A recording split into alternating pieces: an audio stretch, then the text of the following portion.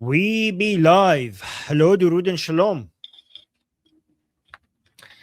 Welcome back, everyone. I'm Ali Salmani, and we have a ton to get to you today. Starting off with Trump meeting with Zelensky and Netanyahu today, with both being particularly happy afterwards. Benjamin Netanyahu was very happy after his meeting with Donald Trump, and we'll show you exactly what he said to the press right afterwards. Senator Lindsey Graham's funeral, may he rest in peace, is the first time we see Prince Reza Pahlavi, Presidents Trump, Zelensky, and Prime Minister Netanyahu all in the same place. Saudi Arabia is still desperately trying to protect its oil amidst attacks, while global oil demand is about to surge once again, as indicators in China have shown, and in Iran. The terrorist Islamic Republic committed a grave mistake by publicly executing 3 of our bravest and brightest, as backlash has been very intense about this event. We have exclusive direct messages from inside Iran about this event, and we will be covering the further and continued collapse of the Islamic Republic. Starting off with Trump's meetings today with Zelensky and Benjamin Netanyahu, we are going to get straight into it. With that, it was supposed to be this one. Mr. Zelensky has shown up in a, what seems to be a half suit, half military outfit. It's just a military outfit painted black with a collar there. And he has expressed pretty big joy that he has gotten licenses to produce Patriot missile interceptors. He's met with the heads of Lockheed Martin and other defense companies, and has largely secured himself some pretty large backing when it comes to the war between Russia and Ukraine. He's emerged pretty happy afterwards about that. The meeting between President Zelensky and Donald Trump is rather significant because it may be an indicator that the Russia-Ukraine war may be coming to a close in the next few months, maybe a couple years even. It's on the horizon at this point. So Laura Loomer here is saying something that I told you guys last week. When Marco Rubio met with the foreign minister of the Russian Federation, I told you guys that it was most likely the Russian Federation reaching out to the US and saying, hey, we need to end this conflict. Here's our terms, here's our red lines, give it to Ukraine, let's see what they say, as the US as an intermediary. And we saw that Laura Loomer today largely thinks the same thing, that during President Trump's meeting with Zelensky, they agreed that Steve Witkoff and Jared Kushner will now be heading towards Kiev. Now, we know that these guys are special envoys and diplomats, so it seems like on the diplomatic front, between Russia and Ukraine, of all countries, there will be some further developments. We'll discuss that later, and we'll come back to it. But right now, Benjamin Netanyahu had came out afterwards to his own press in Hebrew here, saying that we had an excellent meeting, and I will give you his direct translation here. I have it. So he said, I've just finished an excellent meeting with President Trump. When I say excellent, it's not just lip service, a conversation with full partnership, with mutual support, with an understanding of the common goal of ensuring that Iran will not have nuclear weapons, as well as other goals. One of the best conversations I've ever had with a president of the United States, our friend Donald Trump. His entire senior team was there, as was our senior team, and here too was an opportunity to exchange ideas and also to coordinate things that are important for the security and future of the state of Israel. Benjamin Netanyahu, as reported by many people around him at this time, was pretty elated coming out of the Oval Office afterwards, and his team, who were reported to be very anxious going into the Oval Office, seemed very relaxed and happy coming out of it. 2 things about this, guys. We know that, and I put down in my notes here, so the concerns from Benjamin Netanyahu and his team were about the timing of things, not the objective. The goal is still for both countries to not have the Islamic Republic have a nuclear weapon. It was just, when is that going to happen? How long is it going to take? Hey, Trump, hey, Donald, I got my elections coming up in Israel soon. When are we going to get this thing underway? And it looks like he got a satisfactory answer. And that is pretty good to me. What do you think? I think Yeah, Bibi walking out of the Oval Office being happy is a good thing. when Bibi is happy, the Iranian people are happy. Like if he's happy, that means that something good is about to happen, right? Yeah. I mean, who knows? Yeah. I mean, Mamdani could be thrown in prison too. He could be happy about that. No, but like it's always a good sign when Bibi is happy, right? Yeah. He's pretty much aligned. I mean, Zelensky is happy, Slavo-Ukrainian, and Israel is happy. I'm Israel Chai. Bibi is happy. Trump is happy. Long live America. And I think when all three of these are happy, that's the best sign for the Iranian people. Javid Shah. It is. It absolutely is. So we're going to come back to that. We want to show you guys a very important event that happened today. So Lindsey Graham's funeral took place today in Washington, D.C., and we will show you guys the clips, the most important clips that pertain to us and our fight in Iran, starting off with Sean Hannity speaking before the funeral service. Let's see what he had to say. Trump knows, as Israel knows, as I know, there can be no path to peace until evil is defeated. Evil, in this case, embodied in a death cult, an ideology, the world's #1 state sponsor of terror. Thanks to the partnership of the President, the Prime Minister, and many other allies, I pray their days are numbers, and I pray that Lindsey's dream of a lasting peace becomes realized soon. As President Trump— Gotcha. Thank you, Sean Hannity. It looks like they did talk about that, and it actually talked about a lot more. If anyone knows how to lip read, I have a couple clips for you guys. Ooh. So we can't actually see what they're saying. But what is Mr. Zelensky telling Benjamin Netanyahu here? Wow. Seems like it was something of, a little bit of a piece of new information, the way he reacted there. Some coordination maybe. If anyone knows how to lip read, let's see. I mean, Zelensky keeps looking at the cameras. Don't know.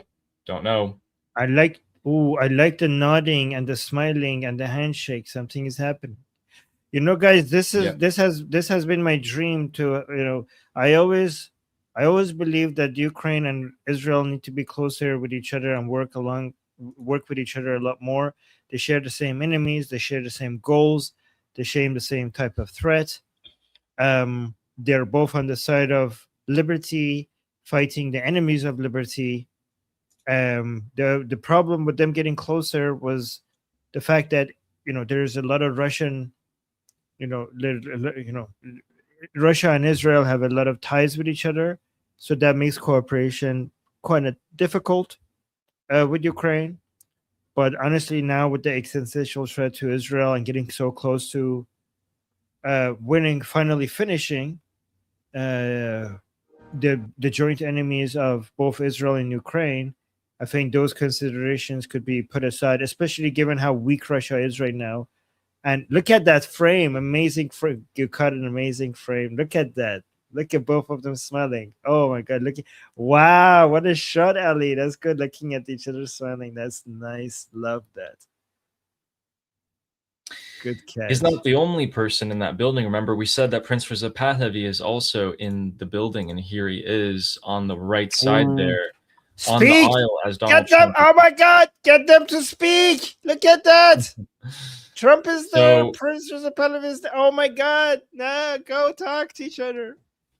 So President Trump actually ends up talking to, I think it was a Saudi Arabian representative standing in front of Prince Reza Pahlavi.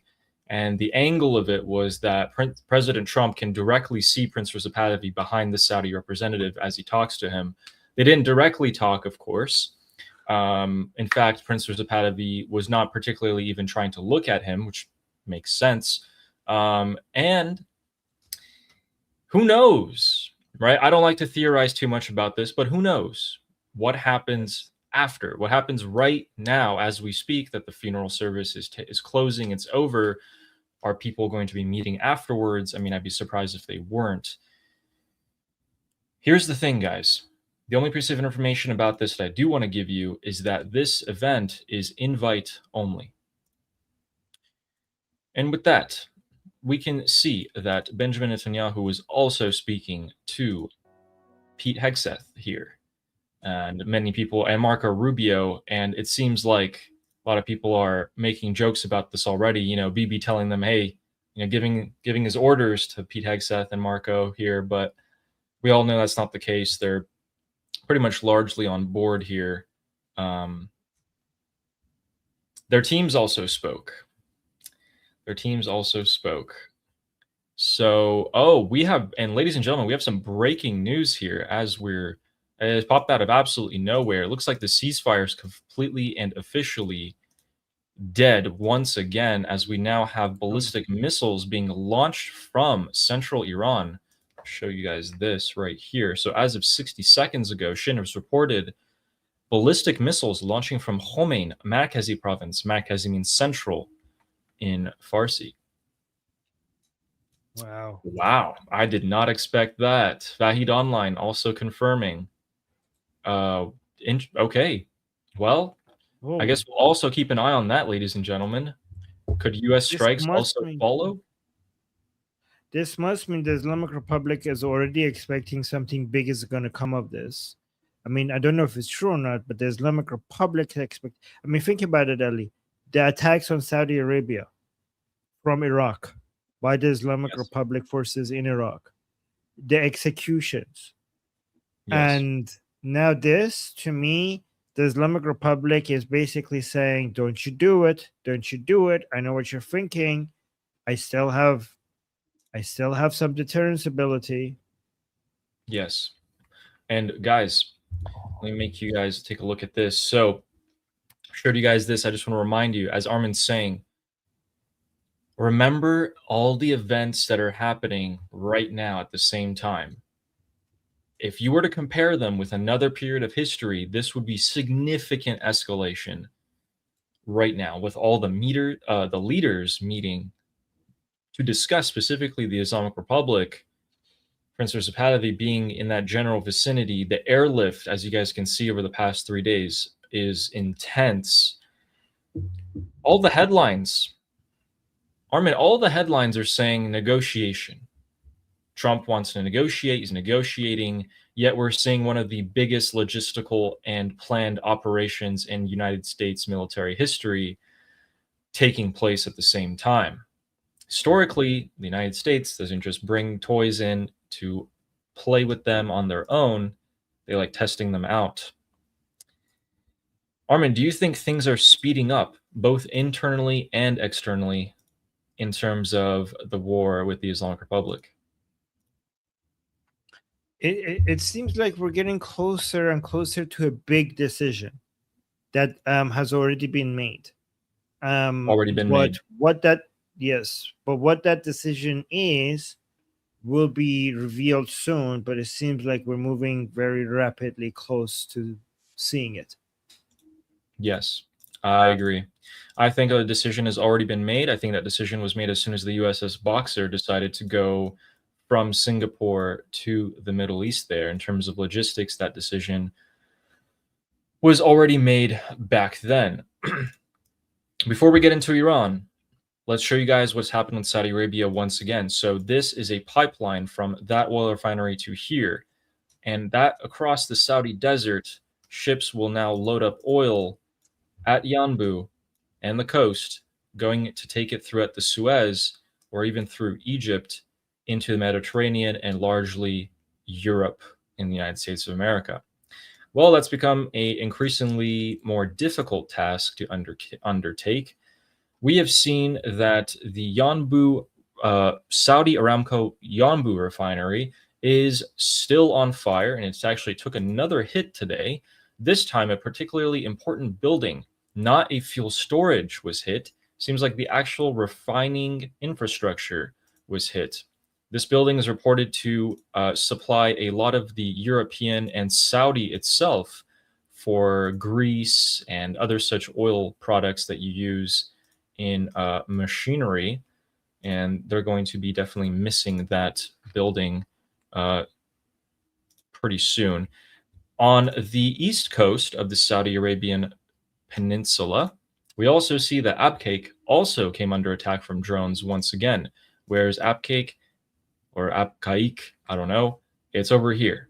It's closer to Iraq, where the drones are being fired from IRGC-backed militias and hitting the oil infrastructure once again. So this is the east-west pipeline that Saudi Arabia has, goes over, you don't have to use the Strait of Hormuz that way. Looks like they're coming under significant pressure here. They're reaching out diplomatically. They're reaching out to Ukraine for help. They're doing everything they can to try and defend themselves. And it's yet to see how successful that will be, because half of the Yanbu oil refinery plant was largely, the fires are largely under control now. Most of the entire area was on fire. Now it's significantly smaller. It's not out yet after 3 days of burning one of their most precious, actually their most precious oil refinery in Saudi Arabia. It's 5% of global oil comes from that one spot. It took them about 3 days, and the fires are still not under control.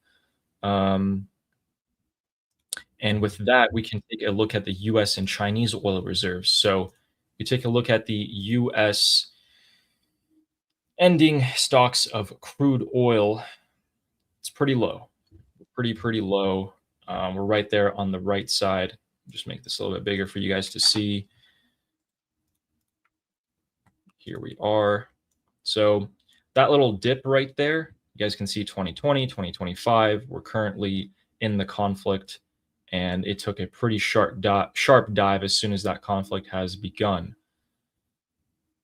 Yeah, it's not looking too good, because China on the other side of the world is also about to pick up its demand for oil.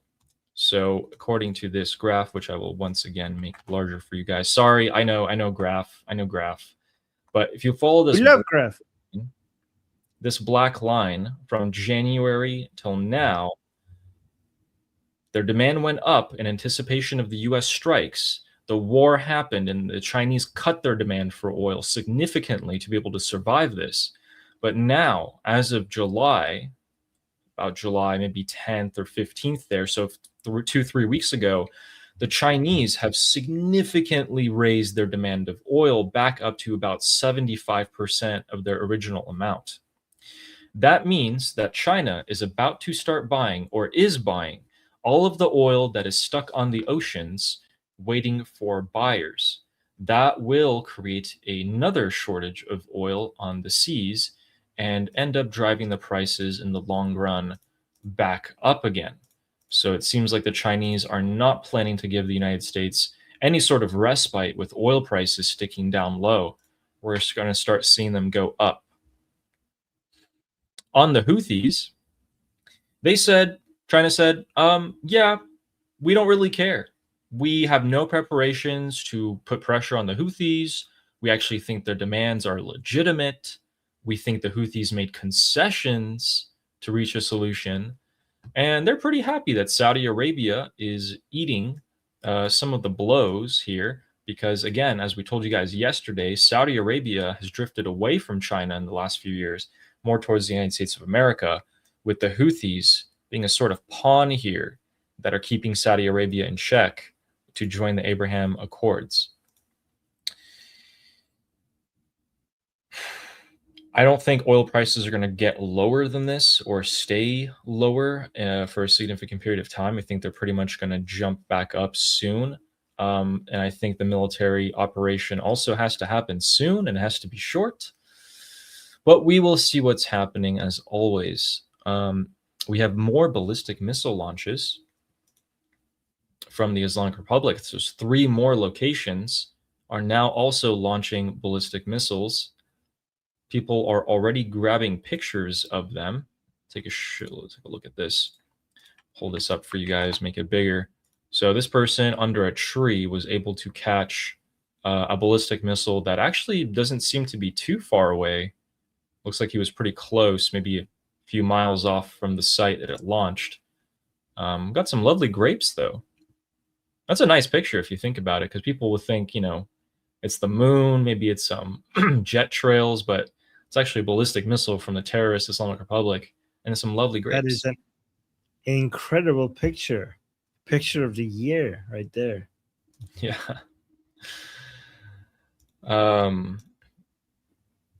So let's take a quick little let's put a little discussion about what's happening right now in Washington, D.C. between all the meetings of Israel, Ukraine, United States, and what we're about to see here. So I'm going to make a poll and ask people, what do you think do you think the operation is going to happen sooner or later? Will the U.S. These meetings that you're seeing, is there anything in particular that comes to your mind when you see Bibi happy, when you see Zelensky happy, you see Prince Reza Pahlavi invited to this event?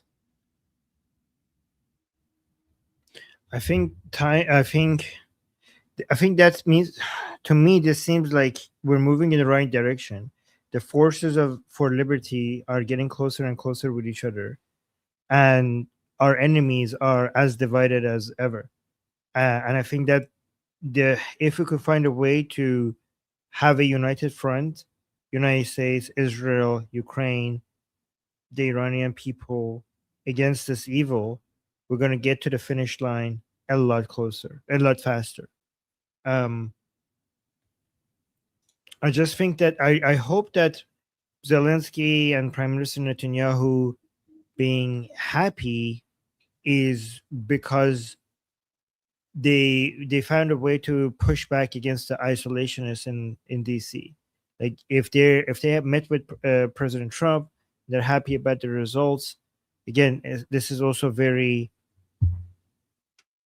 it's very special that this is at Lindsey Graham's funeral, because he would wanted this. These are all allies of Lindsey Graham, all the people that Lindsey Graham has been fighting for.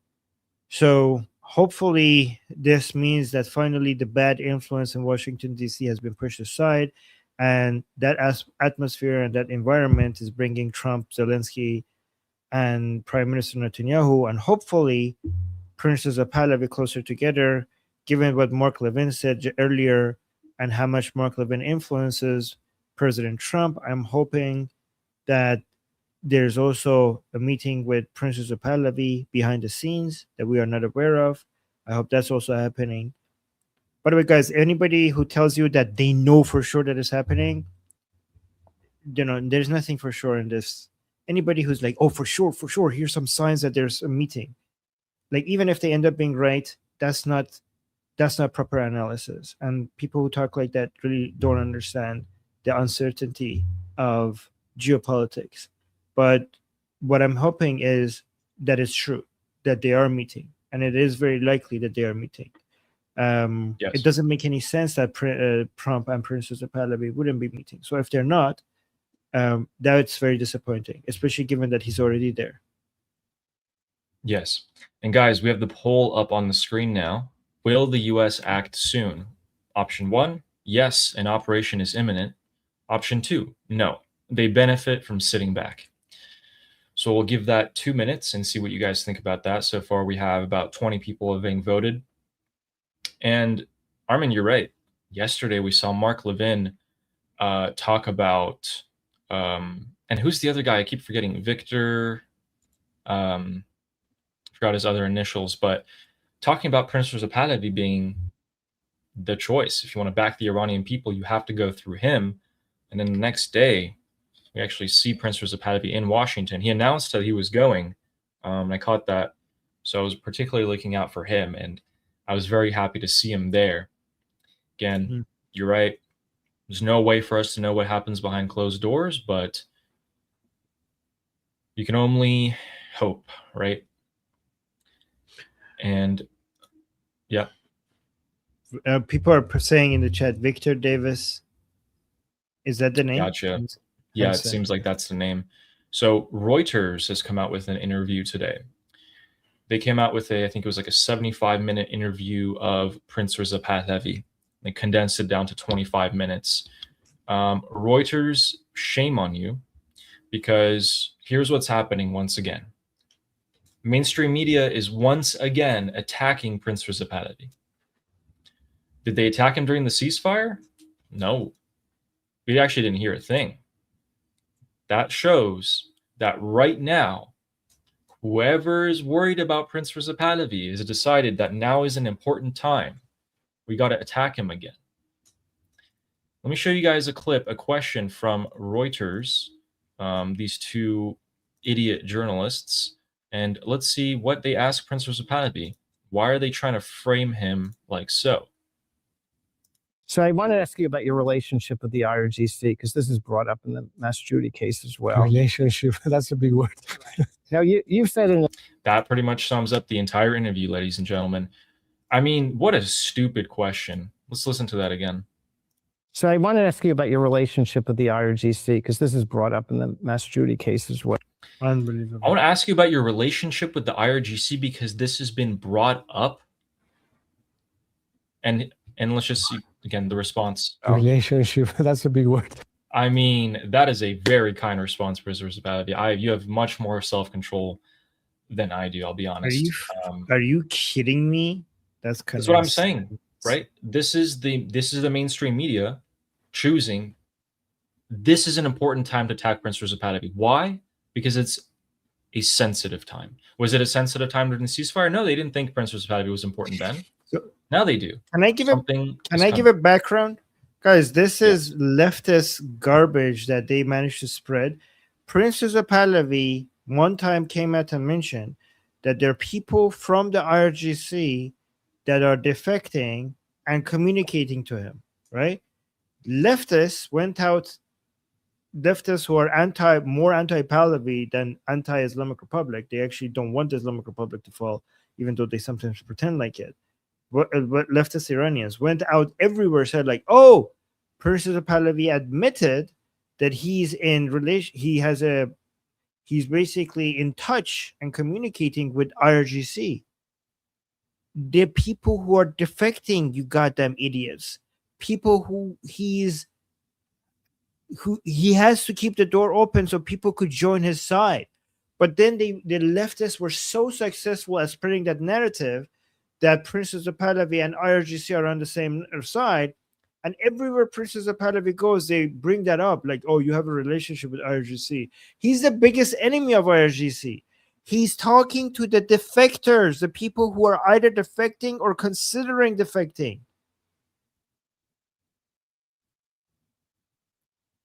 You're muted.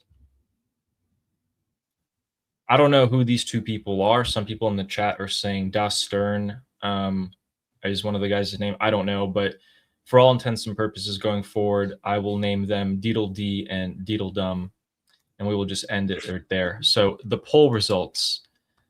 Will the U.S. act soon? 75% of you said yes, an operation is imminent, and 25% said no. They benefit from sitting back. Armin, what do you think? I think first that an operation is imminent. It's quite expensive moving all these troops and equipment. It's quite expensive of an opportunity cost to have the Marines sitting off the coast of the Islamic Republic rather than defending the Pacific. And while they do benefit from sitting back, I think it's marginally more profitable for the U.S. to push for Saudi Arabia to join the Abraham Accords, to push for the proxies in Iraq to be eliminated, and carry out this operation, perhaps even at the same time. And what do you think about that? I think they're running out of time before the midterms, and they need to get something done fast. I don't know. Okay, so operation imminent depends on what we mean by operation. I mean, some sort of operation will happen, but are we talking about like major escalation to the scale that will, severely wound the Islamic Republic for the Iranian people to be able to do an uprising and get the job done? That's what we have to ask. And I hope so. I don't know, but they're running out of time before the midterms, and going into the midterms, if they don't do anything like that, they need to be able to show some sort of a victory. Yeah. I think so. And regarding the meeting, here's the thing: some sort of a victory that the American public will buy, because the American voter might not be following what exactly has the Islamic Republic been, the amount of damage that they have taken, Yeah. what the US has been able to accomplish. All they see is that. So here's the thing: here's what the average. I mean, to be fair, they don't have the time to go and follow everything, right? But here's the average US voter will see. They said it's about the uranium. The uranium is still there. The Strait of Hormuz is still, we don't know what's happening, but it doesn't seem like it's open. Oil prices are, oil prices are down. By the way, that's interesting, right? Oil prices came back down again. Seems ships are still being escorted. Yeah, it's also probably because of the pipeline, right? It goes through the Egypt, through the Suez Canal, has actually been very helpful. That's a pipeline that we haven't been paying attention to. That seems to be helping a lot. Also, it seems like the market's estimate on the Houthis' ability to close Bab el-Mandeb is lower than before, based on what they're observing. There seems to be new analysis by the markets is suggesting that the opposition to the Houthis in Yemen is actually significant enough for the Houthis to not become a long-term threat. I'm not saying they're right or wrong, but this is what the markets are taking into account in their numbers. And all of that combined, that's probably the reason behind the recent drop in oil prices, which is good for the midterms. If the oil prices drop and we get some United States being able to get some oil at lower prices to flood the market, this might put less pressure on President Trump to do something before the midterms. But again, we have to see. Like, there's so many different things that are influencing. Yeah, but go on. Yeah, no, I agree. And about the meeting, about the meeting between these world leaders on this topic, Alistair Newman sent us a super chat saying, "I can't have been the only one a little worried about Trump, Bibi, Zelensky, and His Royal Highness in one room, right? Thank God everyone is safe." And first of all, thank you for the super chat, Alistair. And oh man, that room has got to be the most secure place on the planet for all those people to be on the same spot. Absolutely. There is no, I don't even think, even I couldn't get in, I can infiltrate the IRGC. I can't get into that room. I really can't. I won't even try. Right? I won't try, FBI. So, with that, we will go into Iran. And Iran, I'm just going to catch up on the news here. So actually, okay, so there is more breaking news. Interesting. So we had actually about a dozen ballistic missiles being launched from the Islamic Republic, which is not a small number. And it looks like we have explosions in Jordan. So US bases are once again under fire in this quote unquote ceasefire. And it looks like even in Israel, you can see interceptions in the sky. That's how close they are in Jordan to Israel. Multiple interceptions for most of these missiles. Looks like some of them have landed. There is a column of smoke in Jordan. I'm trying to get confirmation on where that is, but Iran. So let's take a look at the oil situation as we were talking about earlier. Let's go down to Karg Island first, and we can see that ships have yet again chosen to moor off of the island. Why do they do this? Because Karg Island has limited capacity. These are floating storages, which buys the Islamic Republic time for their oil production to not quite literally explode from within. I want to make sure you guys get updated on that, as well as Saeed Qaseinajad, who this time is not talking about oil. He is going to be talking about something that we've talked about. This is confirmation that you guys are watching the correct show here about Iran. Sayegh has said, over the past few months, the United States has made a massive investment in Ghalibaf. From sidelining his rivals and protecting him from elimination by Israel to ignoring opponents of the Islamic Republic and praising him, dispatching senior American officials to solidify his position as the country's de facto leader and offering a generous MOU. All these actions were undertaken in the hope that consolidating Ghalibaf's power would yield the desired outcomes for Washington. But this investment has borne no fruit. Ghalibaf has failed to meet Washington's expectations, and the time has come to move past Ghalibaf. I agree. Wow. How long have we been saying this, by the way? Forever, since the beginning Forever. of this. Since forever, pretty much. And that's great. That's great to see that Sayegh, the right-hand man of Crown Prince Reza Pahlavi, not only sees that but understands it and has called the time for this to pass. That's great. We like to see that. This is why I've said that taking out Ghalibaf is the highest priority. I know so many people have Ejei as their highest priority to take out. Some people have Radon as their highest priority. My highest priority is Ghalibaf, because he goes, most of everything else will come crumbling down.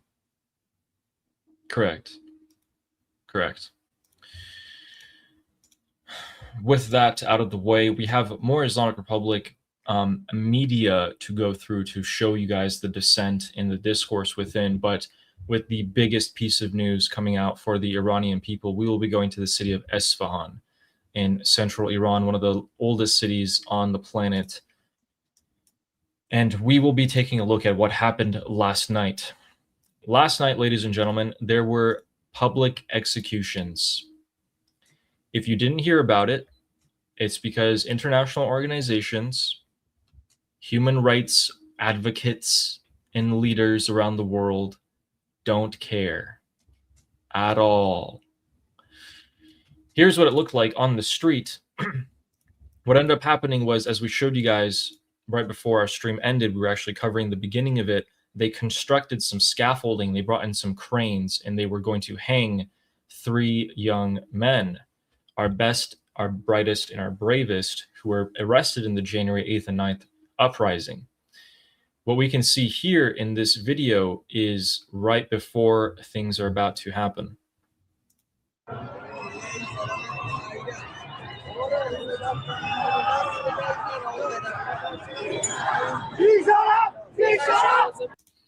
They're chanting Bisharaf, and look how many people are there. Bisharaf means dishonorable, and they're chanting it at the IRGC, who are choosing to have a public execution amidst all other problems inside Iran, to show the people that they should not come out again, or this is their fate. And they held it in the same exact square, the same exact location where the uprising in this city was prevalent in January 8th and 9th. This was what happened right before the chanting. When the execution was being carried out, people surged forward, banging on the barricades, trying to push through, causing the IRGC-backed to come forward with their shotguns and tasers and to start beating people. When they started doing that, we ended up seeing that people started fleeing, and this is what it looked like on the streets. You guys can, they're still shouting Bisharaf. You see those green lasers? Those are the same lasers on the weapons that they used to massacre the Iranian people back in January.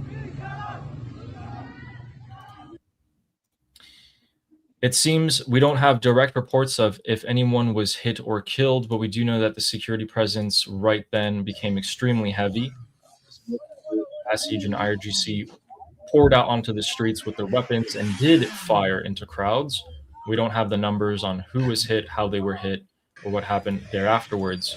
We do know that multiple clashes, multiple arrests did happen, and that the people are extremely, extremely angry at this. The security presence, as you guys can see in this video, occurred well into the next day, which was today and tonight.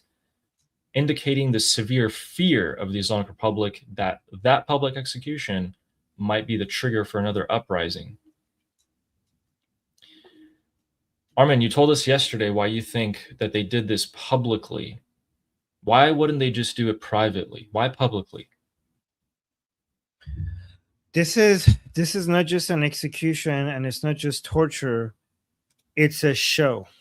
It's a show not for the anti-regime Iranians to cause fear in them, because the regime knows that this causes more anger than fear. So there is no point in trying to cause fear, because this has backfired on them every time. So it's not a show for the anti-regime Iranian people. This is a show for their base of support. They need to make a spectacle out of this. So because the Islamic Republic has three threats, and one threat is bigger than the other ones, and it fears it the most. One is the external pressure from US and Israel. Two is the uprising of the Iranian people against the regime. Three, and the most terrifying one to the Islamic Republic, is them losing their base of support, the people who already support them. It thinks that it could handle US and Israel. It will hurt, but it will not topple them. It thinks that it could handle Iranian people's uprising. It will hurt, but it could shoot them, and they will have to go home after they shoot them. What it knows it can't handle is losing its last remaining base of support. So that is its greatest fear.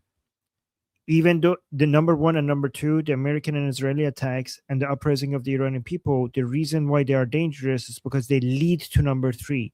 It leads to the Islamic Republic losing its base of support. That's the Achilles heel. That's their kryptonite. So what are the four things that makes the Islamic Republic, the base of support of the Islamic Republic, lose faith in the regime? There are four. Lack of enforcement of hijab laws, number one. Not a meaningful response to Israelis, not a meaningful response to the Americans. So that's 2 and 3. Not a meaningful response to the Americans. And number 4, low execution rates. Not enough executions of the anti-regime people. That makes them upset. These 4 things makes them angry. That's what they usually protest about. When it comes to right now, the Islamic Republic is dealing with a crisis of legitimacy, meaning that its base of support is losing faith in it and doesn't believe in it anymore. Mostly because of number 2 and 3 right now. Lack of significant response to the Israelis and Americans.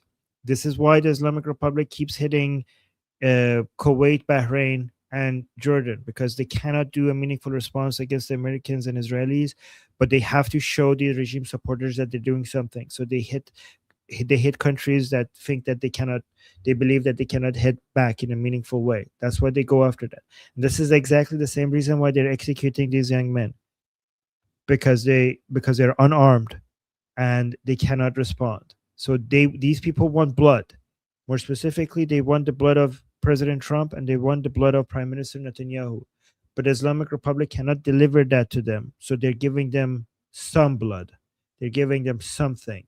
They're trying to demonstrate that they're still Islamic, that they still have power, that they still have fangs, that they could still be scary. But the only way to pretend that they are powerful and scary is to kill people who cannot defend themselves, because they are not armed. Yeah. And that's why they're making a spectacle out of this. Yeah, I agree. And we have a super chat about that from Sarah Ocean saying, "We owe it to our fallen heroes and grandmothers shot on January 8th and 9th while shielding young people." That did happen. That's not an exaggeration.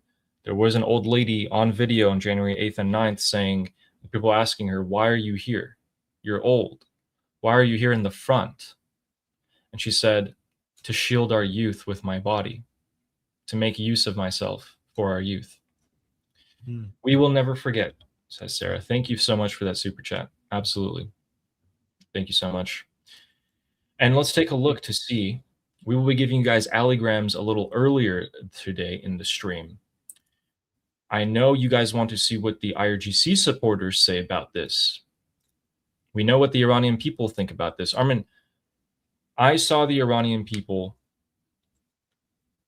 just as upset they were in January 8th and 9th. So yesterday, actually, after the stream ended, I told myself, listen, you're not gonna work at all. You're just gonna play some video games, put some time for yourself, and all of this went down. And I was in the worst mood. I was crying. Everyone I knew around me in my circle was crying and upset. That is generally how the Iranian people are feeling right now, all across Iran as well. Iran International reports a ton of people in Isfahan saying there is an air of despair, of sadness, but most of all of anger in Isfahan in particular in the city. Was there anything you saw from the Iranian people? Determination to end this once and for all. The consistent messaging that there's only one solution to this. The only way to stop all of this is for us to keep asking ourselves, am I, more specifically, am I doing what I can do to bring the end of the Islamic Republic and the return of Pahlavi closer? There is no other way. There is no other way. There's no other way to stop this. There is no other way. And on the off chance you don't care about the Iranian people, but you do care just about the nuclear issue, they are actually the one and the same. The Islamic Republic will never give up on executing the Iranian people, nor will it ever give up on trying to build a nuclear weapon or other such weapons of mass destruction. Destroy Pickaxe Mountain as much as you want. It doesn't change what they will do in the future. Regime change is the one and only option. Moving on from that and into the Allygrams section. Allygrams is where I go into the IRGC group chats, particularly Farce News, inside the Islamic Republic. We take a look at what the IRGC supporters are saying, and we will take a look at what they said about the public executions that happened last night, with the first one being from this person. The IRGC supporters are quite flabbergasted at why the Islamic Republic has chosen to put a public execution, with this one saying, in this country executions, and in public, for who are they working? Like whose hands are they working for? Tomorrow, these executions are going to be the excuse for America to land its missiles on each and every one of you murderers. What have you done to these people who have no other want but to be safe from a foreign attack? And now you're executing them, turning them against the Islamic Republic, going to the side of the Americans. Fear the day when each and every one of you will fall into the hands of these same people that you're trying to execute. The regime supporters have not been very happy. I've seen mostly criticism, and very few messages saying, yes, that was the correct move. They were terrorists. They were Mossad. They needed to die. I think it's a 75% to 25% ratio. After the about 2,000 messages that I read, that was my understanding of this. Really? Yeah, that was the first Allygrams that we got from that. We have... What are they arguing? Be careful not to think that everybody in that group is like pro-regime. Some of them are pro, Yeah. but Some what was their are. main argument? So the pro-Iranian people who came into this IRGC group chat were saying, just wait until we get our hands on you. Just wait. That's pretty much what they were saying, with a lot of insults and profanities being thrown around on both sides. The admins, I don't think, have yet had a chance to go and clean up everything in there and censor.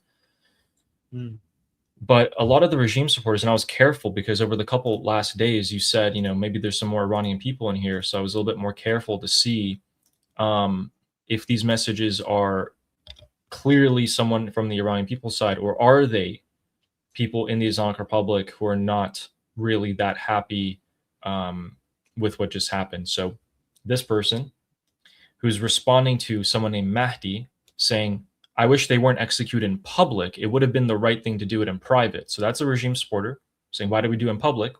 Should have done it behind closed doors. Makes no sense. Big TNT is responding to Mahdi and saying, the government has drawn its sword against the people, not realizing that doing so in public will cause only more hostility. Isn't that right? It knows. It knows. It knows. But the reason why what these people don't understand is that the government actually has more data than you guys. And you guys are wishing, like the hardcore supporters that it has, they want this. Like these people are wishy-washy. The regime needs the hardcore supporters, and they want this. Yeah, they need to wash out the riffraff. They need to keep the hard, loyal base happy. That's what this all is for.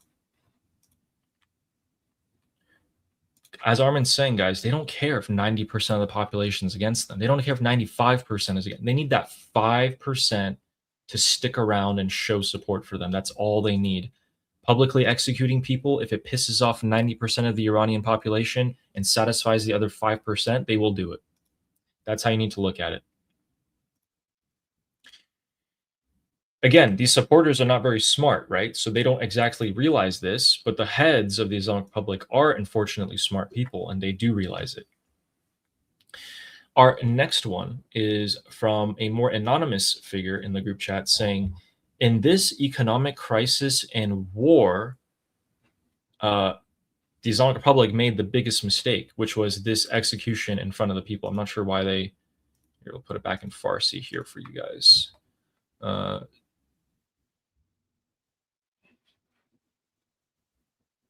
تو این بحران اقتصادی و جنگ آمریکا بزرگترین اشتباه بود این اعدام جلوی مردم. Saying, in this economic condition. America. So, it says, in this economic condition and the war with the United States, this was the biggest mistake to execute in front of the people.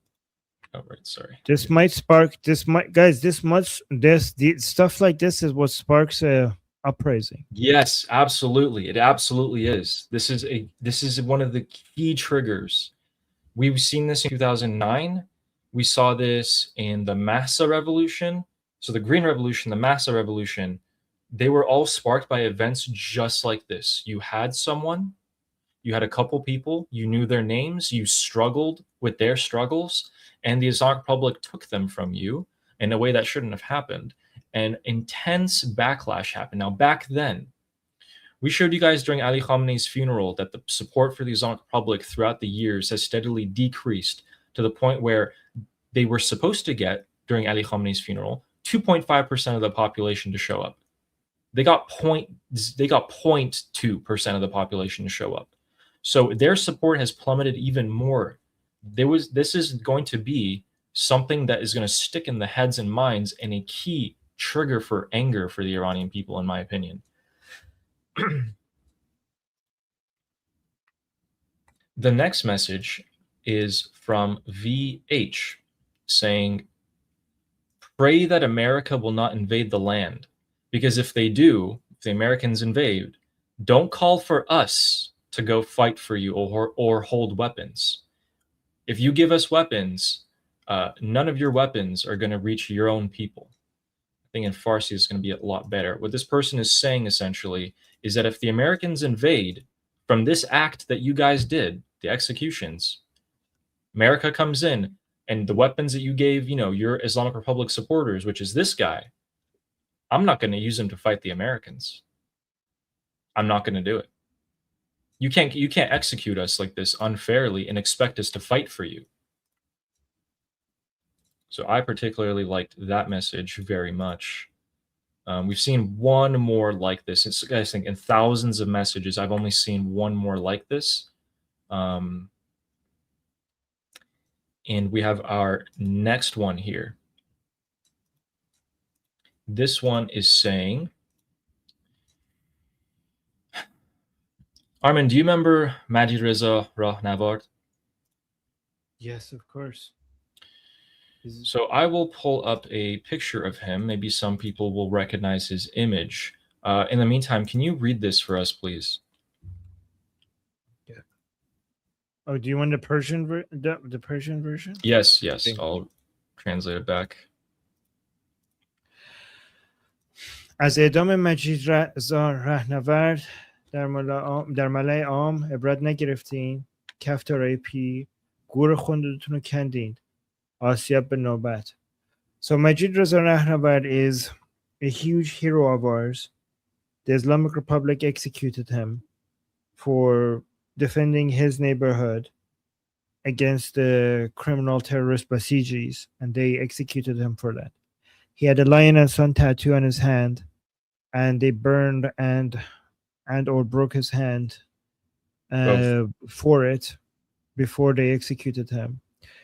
Right Yes. before his execution, they asked him on camera if he has something to say before they execute him, and they published that, and he said, "After I die, don't cry for me, and don't play the Quran for me. Don't read the Quran for me. Just sing and dance and Be happy. show joy. Be happy."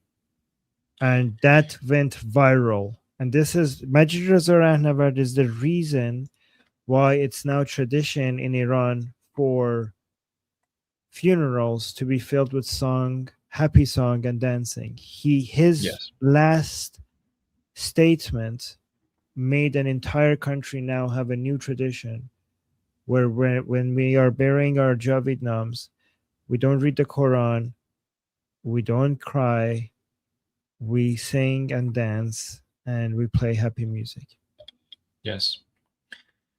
If you guys see his left arm there, so on the right side of the screen, it's his left arm, there's a lion and sun tattoo. They completely charred his hand, completely charred his entire arm. They burnt it and broke it in multiple pieces before they finally executed him. So complete torture. And what this person is saying is a reminder of him saying, remember when you did that to him? You're doing the same thing to these people. Expect the same result, basically. Yeah, you're basically suggesting that you had these executions and we still have the Lion and Sun Revolution uprising. So you think your executions is going to produce the same? Like, what do you think is going to happen? We're going to do it again. It's going to and again. Do it again. We're going to and again. And again and again and again until you're done. Until you're dead. Absolutely. We have a couple more allegrams before we give you guys the breaking news from CENTCOM. We have this one from Delroba, who is speaking about, now that you've hit people and killed them, don't say there was a Mossad spy on the street, because the people were empty-handed. Don't say you were a spy and hit people with live ammunition bullets. Don't say there was a Mossad spy on the street. Don't say that. Shame on you and your supporters. You've made people hate the morning call to prayer and the Shia religion. Curse you, because no one will accept you in the future. By God, you set a trap for the people.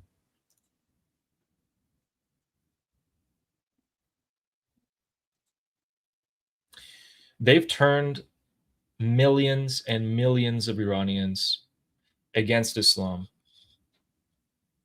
by doing these very actions. And we're reaching a boiling point.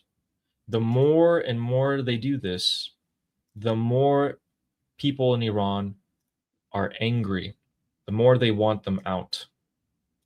And this can be a potential trigger for another uprising here, or events like this can be triggers for that. Our next one is from this person, B, saying, no one can make us hate Islam like you. You can laugh and say that this land has always taken its rights or as a revenge from foreigners. I'll put this back in Farsi because the translation's actually a bit off. I remembered this one. So this person's saying, you guys have caused us to hate Islam more than anything else. And if you remember history, the land of Iran has always exacted revenge against foreigners, which are you guys, the Islamic Republic.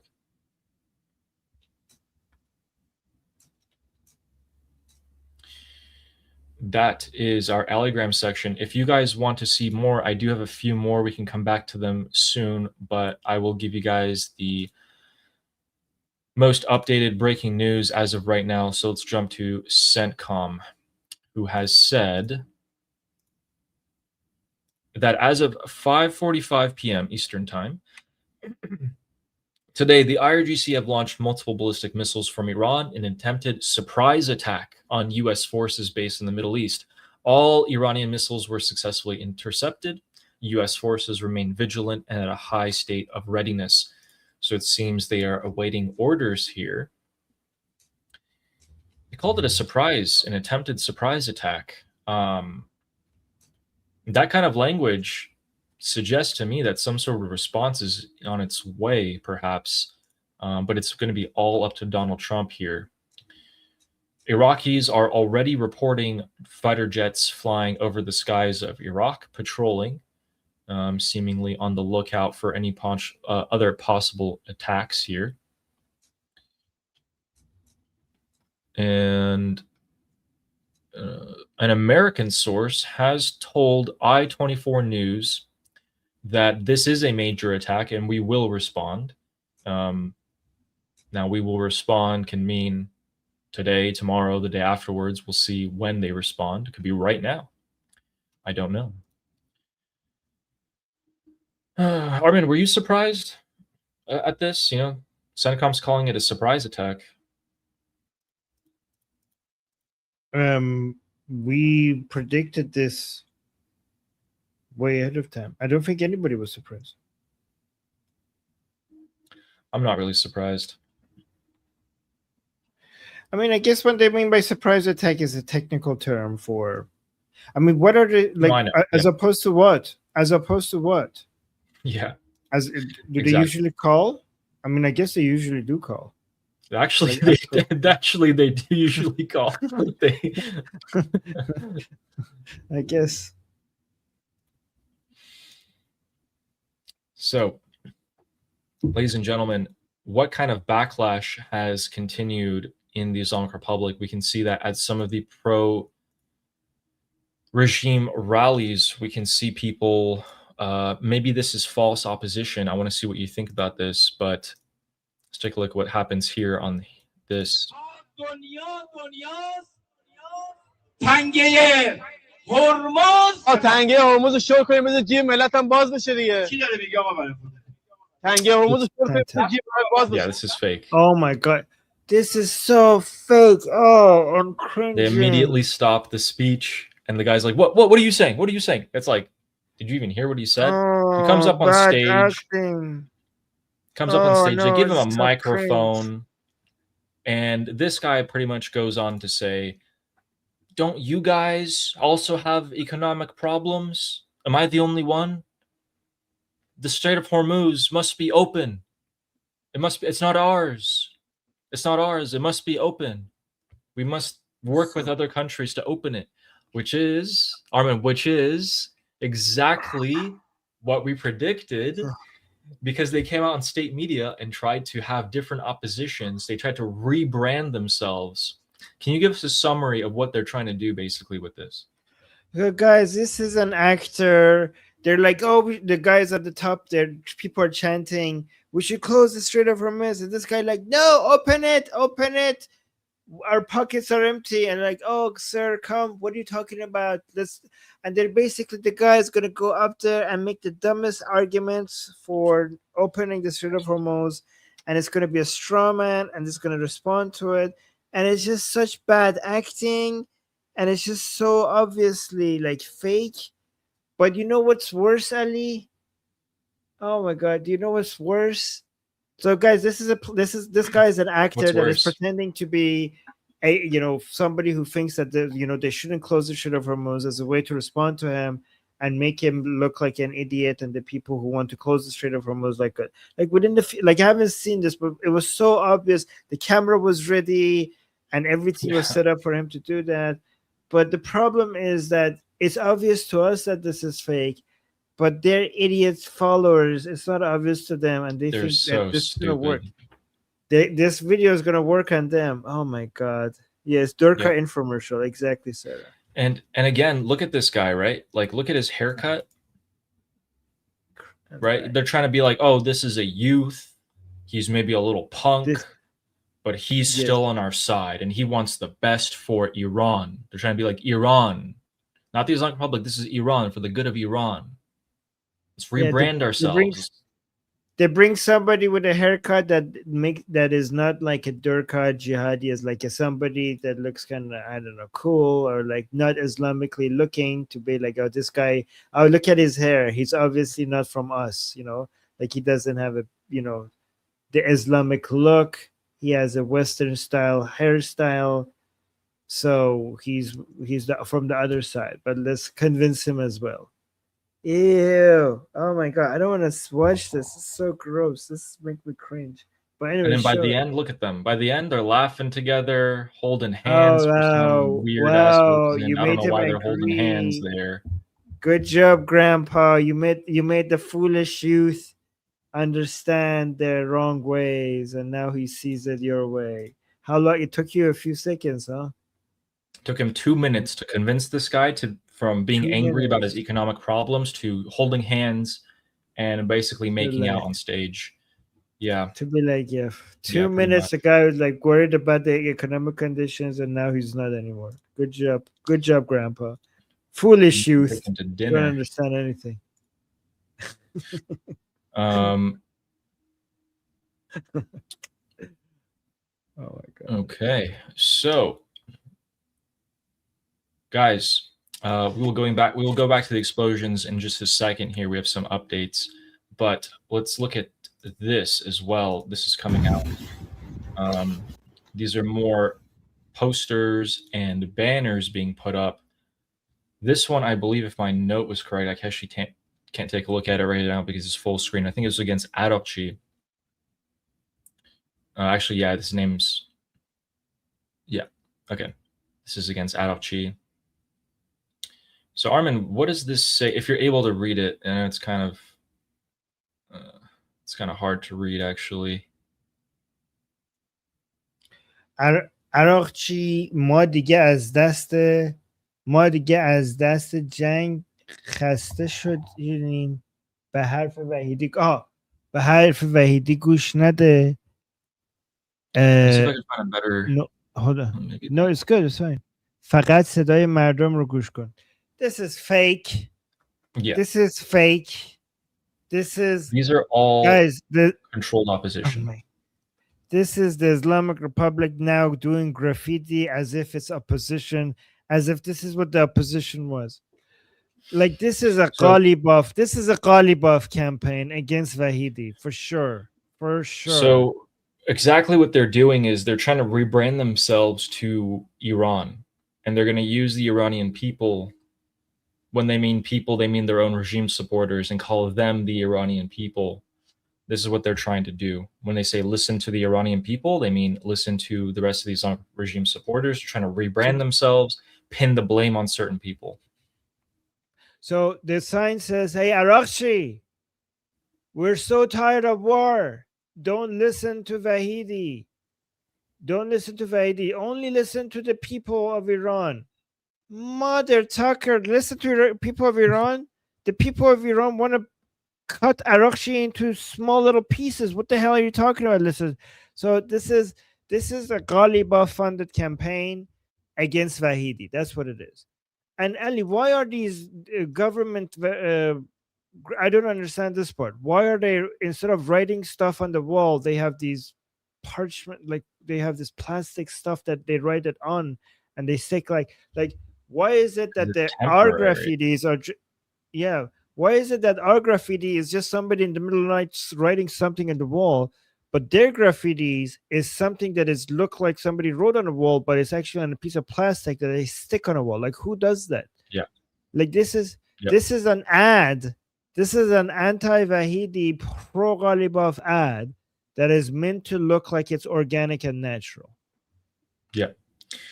Looks like they're hiring some new people for their PR teams here because it's getting a little bit trickier for the regular person to distinguish what's real and what's fake. Look at, they're stealing everything from us. They're like, they took the lion from us. They took John Fado from us. Now, guys, like, look at this. The Iranian people go write graffitis on walls against the Islamic Republic. The Islamic Republic is now doing its own graffiti, making it seem like it's organic. Everything we do against the regime, they take it. Is it called co-opting? Is that the word? I don't know if that's the stealing. Yeah. Straight up stealing. They take it and they basically make it. They try to make it their own thing. Pretty much. And then I want to get your thoughts on this as well. So, guys, again, these two last things were meant to show. Yeah, go on. Ali is saying woman life freedom got hijacked too. Yeah, this is Correct. why the Iranian people don't say woman life freedom anymore, because the Islamic Correct. Republic took that from us as well. This is Absolutely. why the Iranian people support Pahlavi. Because they know the only thing that these mother tuckers can't take away from us is Pahlavi. Because everything, guys, this is the one reason, this is the main reason why, one of the main reasons why the Iranian people support Pahlavi. Because everything else could be turned into Islamic Republic's own version. Everything, almost everything else except Pahlavi.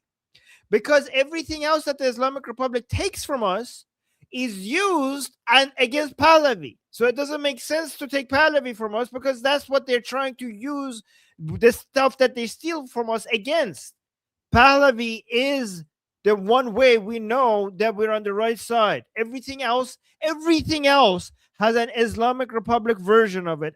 And if it doesn't, it will soon have one. Except Pahlavi. Correct. So we want to show you guys that to see, for you guys to see just how tricky and sneaky these people can get, and just how much there really is that one option of Prince Reza Pahlavi, the best option. I have another clip for you guys. Armin, I want to see what you thought about this one. It's a burning clip. Let me.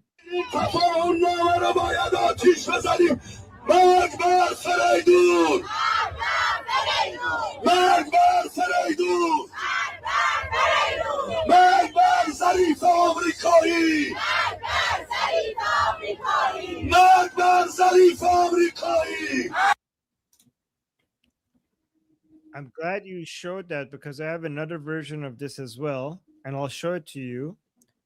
And you tell me what you think is happening here, okay? Okay. Here. Oh no, I wanted to learn from you, and I'm gonna have to get put on the spot. Okay, let's do it. Let's see. Okay, look at this. I'll show it to you. So those were Zarif. Okay, let me actually bring the bingo boom boom sheet chart as well. So for people who know who these people are, right? So let me play this. You tell me what you think is happening here. So,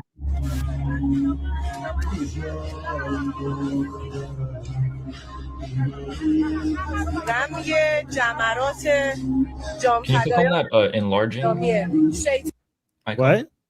Can you click on the full screen icon? Maybe it'll get a little bit bigger. No, it doesn't get. No, it doesn't. Okay. Here it's pretty clear though. Okay, so the obvious parts. Here's the obvious. Let me just point the obvious out before we go into the nuance, right? So these are the kafan pushan. So these are the penguins. Basically, the hijabi women who are wearing the shrouds as well, ready to die for the Islam. That's why they're wearing the shrouds. That's why they look like penguins. They're here.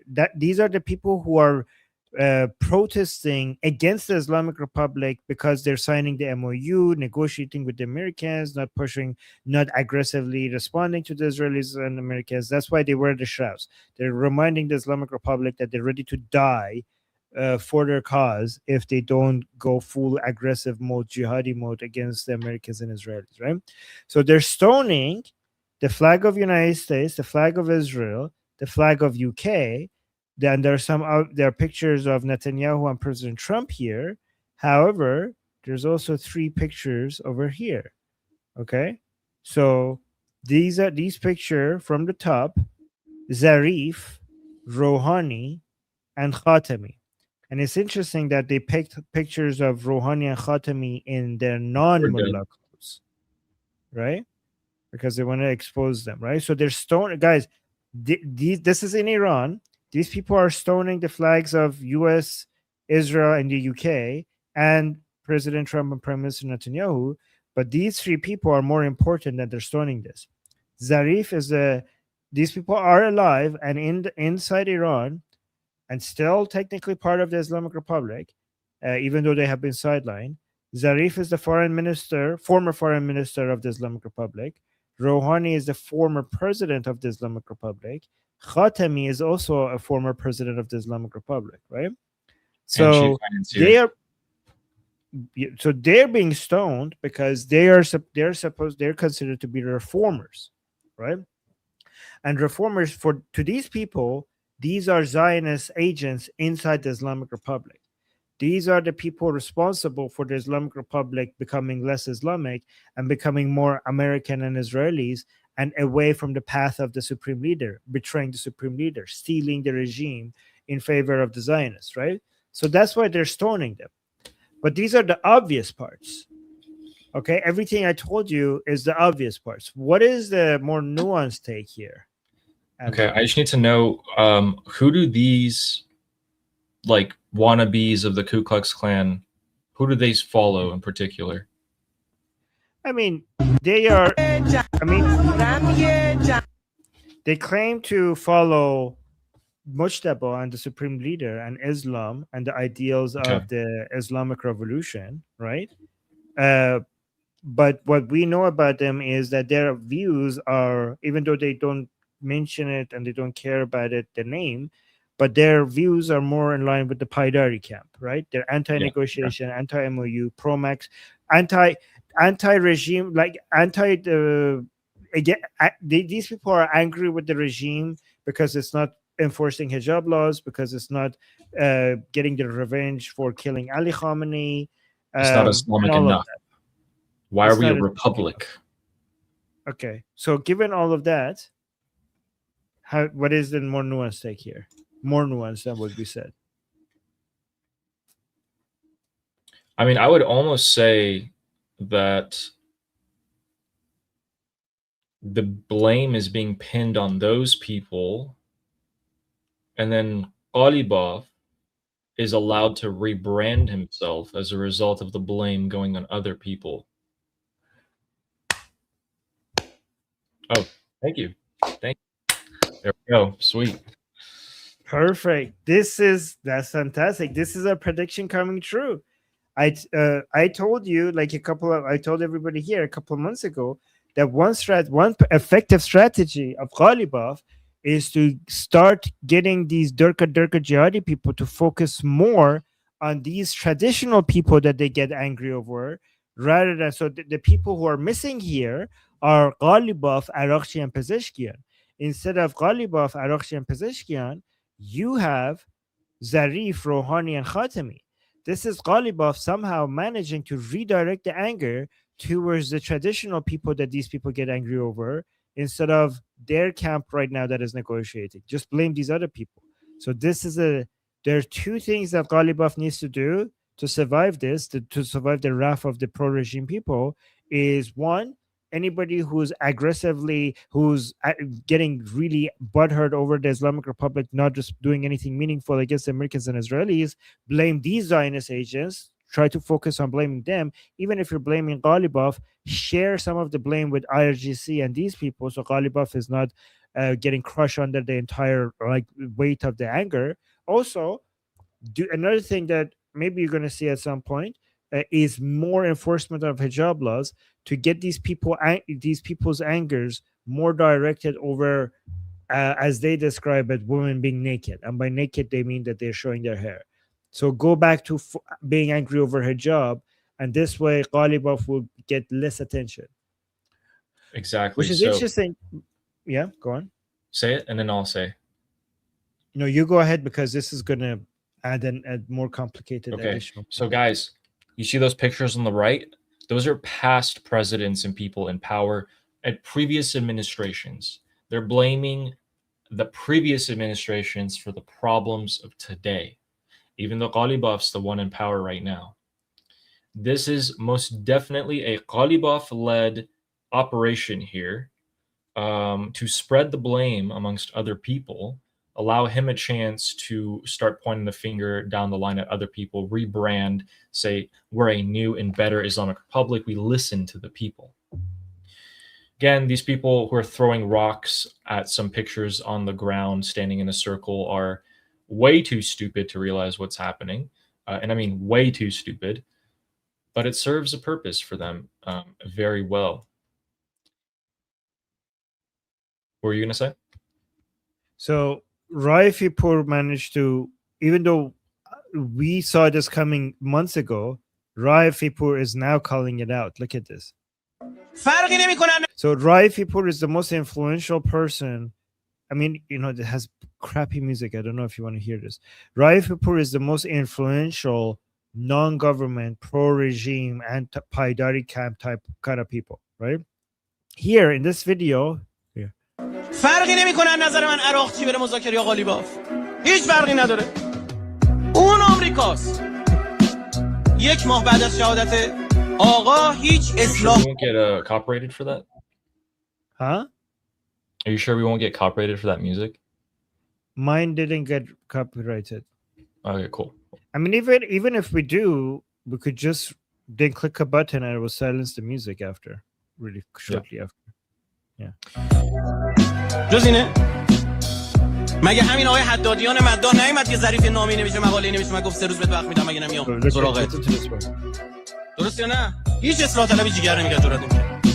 اما خب آقای قالیباف که رسولگرا بود پسر همین آقای حدادیان شروع کرد آهنگ خوندن سردار قالیباف خدا قوت سردار قالیباف خدا قوت. So let me tell you what's happening.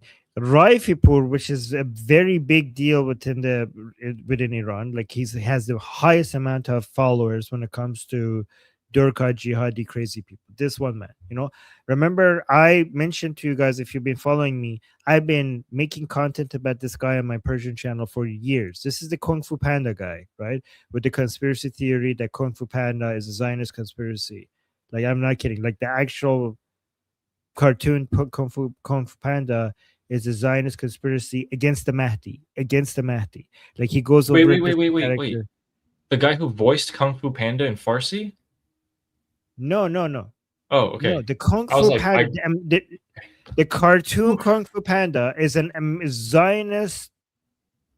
It's a Zionist plan. This guy believes. Okay, again, I have done many shows against him, making fun of him.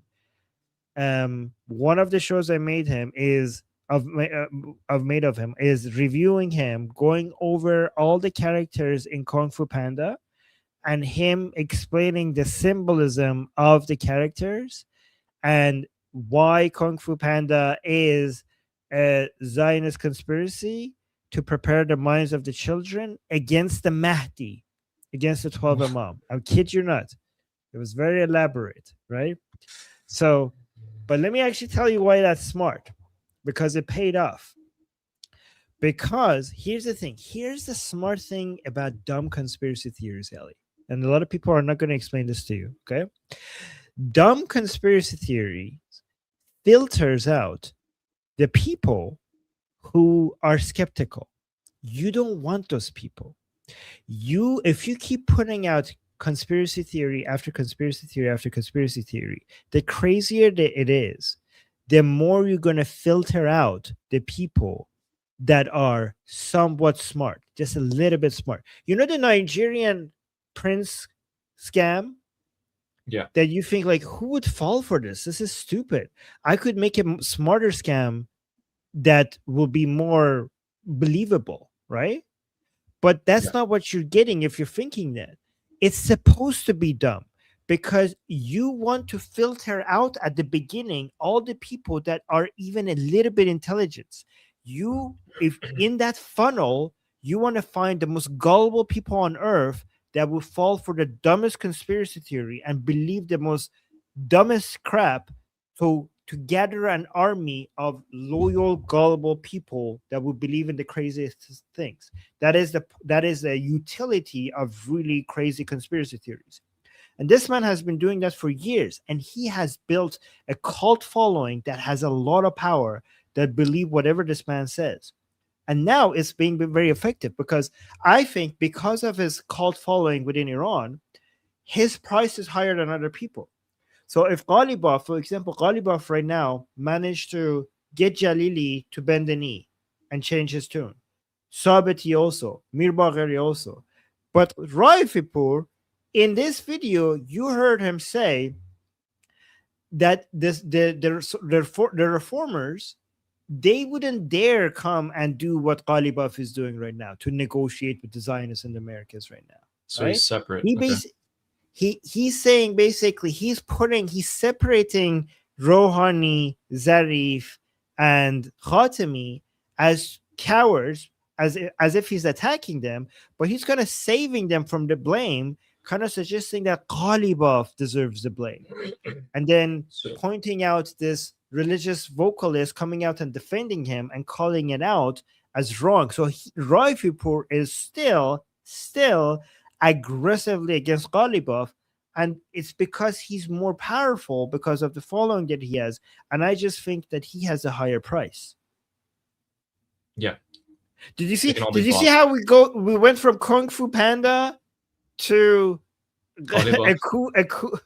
Ghalibaf being able to find a way to get the most powerful Islamic influencer that is not part of the regime on his side, like, you know. So yes. So what you're saying, so I can explain it really simply, is just basically that Ghalibaf has reached out to all corners, influencers, and politicians inside the Islamic Republic, just the Islamic Republic supporters. Reached out to all those people, and he's getting them all to say a specific piece of the puzzle, so that if you're an Islamic Republic supporter and you listen to all of these people, you are hearing something about Ghalibaf that's positive, that's helping him. That's what's happening. So Ghalibaf is building himself he's quite literally building an image of himself, and he's separating himself from some other people. Is that right? Yeah. Gotcha. Guys, we have a quick update for you. It seems like the Patriot missile battery in Azerbaijan was activated. We're not exactly sure what that means, if Azerbaijan was targeted or if it was, even Armenia. We're not really sure here. The Islamic Republic did threaten Azerbaijan. They threatened their data center, I think about 2 weeks ago. They said, if the Americans keep on attacking, we're going to hit your data center because it's being used by the Americans to fight against us with AI. Could be that. I don't know. If it does end up being that, I'm going to say I'm on a fire today. I'm on a streak. We also have, in terms of the negotiations, did you hear what Qari Badi said? Oh, you're muted. Sorry, no. Sure. Also, okay, someone's in the chat saying, what does Ghalibaf mean? It means carpet weaver. Okay, so Qari Babadi is, I think he's the deputy foreign minister, or someone in the foreign ministry. I always forget the little fries. But he's saying about the talks with Oman and the United States. We'll just watch the first 10 seconds. من الان واقعا نمیتونم دقیق به این سوال شما پاسخ بدم، چرا چون ما الان تمرکزی روی مذاکره با آمریکا نداریم. یعنی اصلا ما مذاکره با آمریکا نداریم که بخوایم بگیم الان ما تمام حلقه های این سناریو رو تا انتها چیدیم، چه میدونم. So there you go. He's saying we don't have negotiations with the US. We have no negotiations with the US. I can't even answer your question that you're asking me. Very interesting, Adi Babadi, because turns out the next day, why is it not playing? What the? همین عمانی ها اومدن گفتن که What, did it just skip over the first 5 seconds? No, it was playing for us. Oh no. Okay, so the first 5 seconds it has the image so that it ends up as a cover. So don't worry about it. Just play it. They just make a pause and show the image so that they have. Okay, gotcha. Thank you. همین عمانی ها اومدن گفتن که ما میتونیم بیایم بالمناسبه یک طرحی رو بدیم که 50% در واقع دست ایران باشه، 50% دست عمان. یعنی قبول کردن که بالاخره این که 100% در آبای سرزمینی. First, he says no negotiations with the United States. Then he comes out in an interview right afterwards and he's like, actually, we're talking with Oman. And we all know who Oman is, negotiating with, or sorry, negotiating with the Islamic Republic and the United States. And he's saying the Omanis told us this. These were the results of this week's talks with the US, basically. The Omanis said, you, the Islamic Republic, get 50% of the Strait of Hormuz.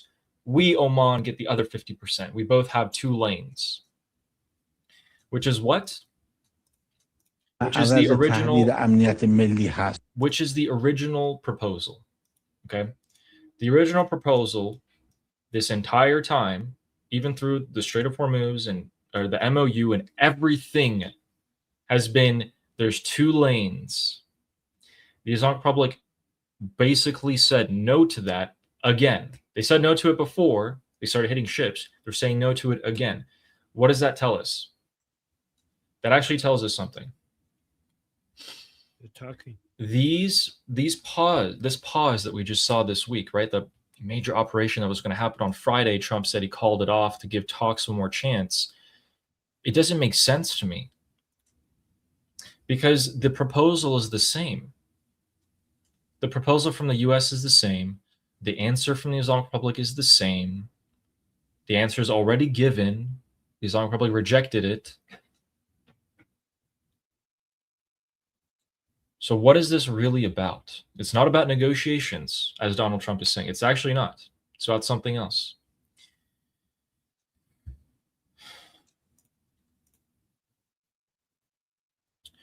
And with that, we have some miscellaneous news, such as a U.S. official, according to Axios, saying that the Islamic Republic is actually not really able to provide payments for its fighters. We've heard that before. We've told you guys that. Remember when they caught all the politicians in Iraq, got all the cash in there?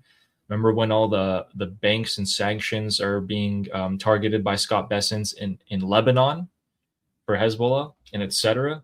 We've been telling you guys that the Islamic Republic is slowly losing its ability to feed money into its proxies. So Hezbollah, the PMF, the Houthis even. And as a result, now media is coming out and saying the IRGC doesn't have money to pay its fighters. By fighters, they mean proxies. Because we talked to you guys on this show that the Basij in Tehran, for example, in the capital of Iran, have no choice but to keep on fighting even if they aren't getting paid. They have no choice. But the proxies, they need money. So it was nice seeing that the mainstream media, quote unquote, is picking that up. And Yemen. Armin, I think you'll like this one. So in Yemen, we had 2 significant events happen in the last 24 hours. One is that we had a ship. Another ship was hit. The crew in the vessel are safe somehow. But the Houthis are active once again. And looks like they have some opposition to them this time. It's not the Yemeni government. It is actually some, what's his name? There it is. So Yemen's PLC Vice President or VP, Lieutenant General Sultan Al-Arada, has met with the Minister of Defense and the Chief of General Staff of the Saudi-led coalition forces. What is the Saudi-led coalition forces, ladies and gentlemen? Well, Saudi Arabia has some proxies of their own. And those proxies have now suddenly received a 1,000% pay raise in the last 24 hours. Holy smoke. They were being paid $20 a month. Their paycheck was $20 a month from the Saudi government, these proxies in Yemen of the Saudis. Now they're being paid 1,000% more. But these payments are to be temporary, and these payments were announced last night to be rolled out today. Seems like they're trying to gather some more troops, the Saudis. What are they going to do? Guys, always follow the money. Always follow the money. It will tell you what things are happening. The Saudis are preparing to fight the Houthis with some proxies of their own. and they're paying quite handsomely for it.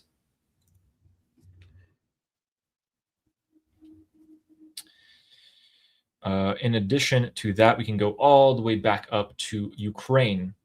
So again, just make sure we pay attention to the Saudis and the Houthis here, because I think something's about to go down pretty soon. The preparations are being made. Then we got this guy, Andrei Sabiha, who was here in Washington today for Senator Lindsey Graham's funeral, standing right next to Zelensky, said while he was in Washington, he called Ararchi. And he said, hey man, hey Ararchi, yeah, so we, about that ship we hit, sorry about that. We didn't mean to do that. Like, it was unintentional.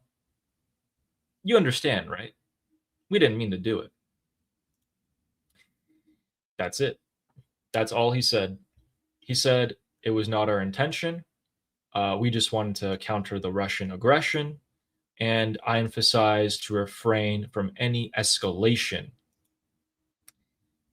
That's a little funny, in my opinion. It's a little funny. You know why? Because it's pretty much the same as, like, if I punched you in the face and then I was like, wait, I don't mean it anymore. Let's just stop. Let's just stop. Don't hit me back. Let's just stop. If they didn't want an escalation, why did they announce it? Why did they announce it? Why did the Ukrainians come out and announce it? Turns out they announced it to get the Islamic Republic to get pissed off and attack them. But then the U.S. actually slapped Zelensky on the wrist a little bit and told them, hey man, we don't want you entering into this conflict. Like, this is our control, our area of influence. If you want these Patriot missile licenses and etc., don't do it. Don't do it again. And then literally the hour Zelensky came out of his meeting, the foreign minister of Ukraine calls Ararchi and apologizes pretty much.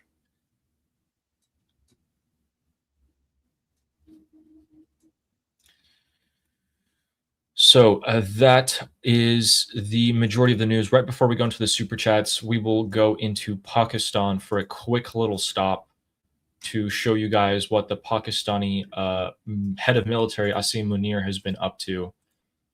He is quite busy massacring the Pakistani people.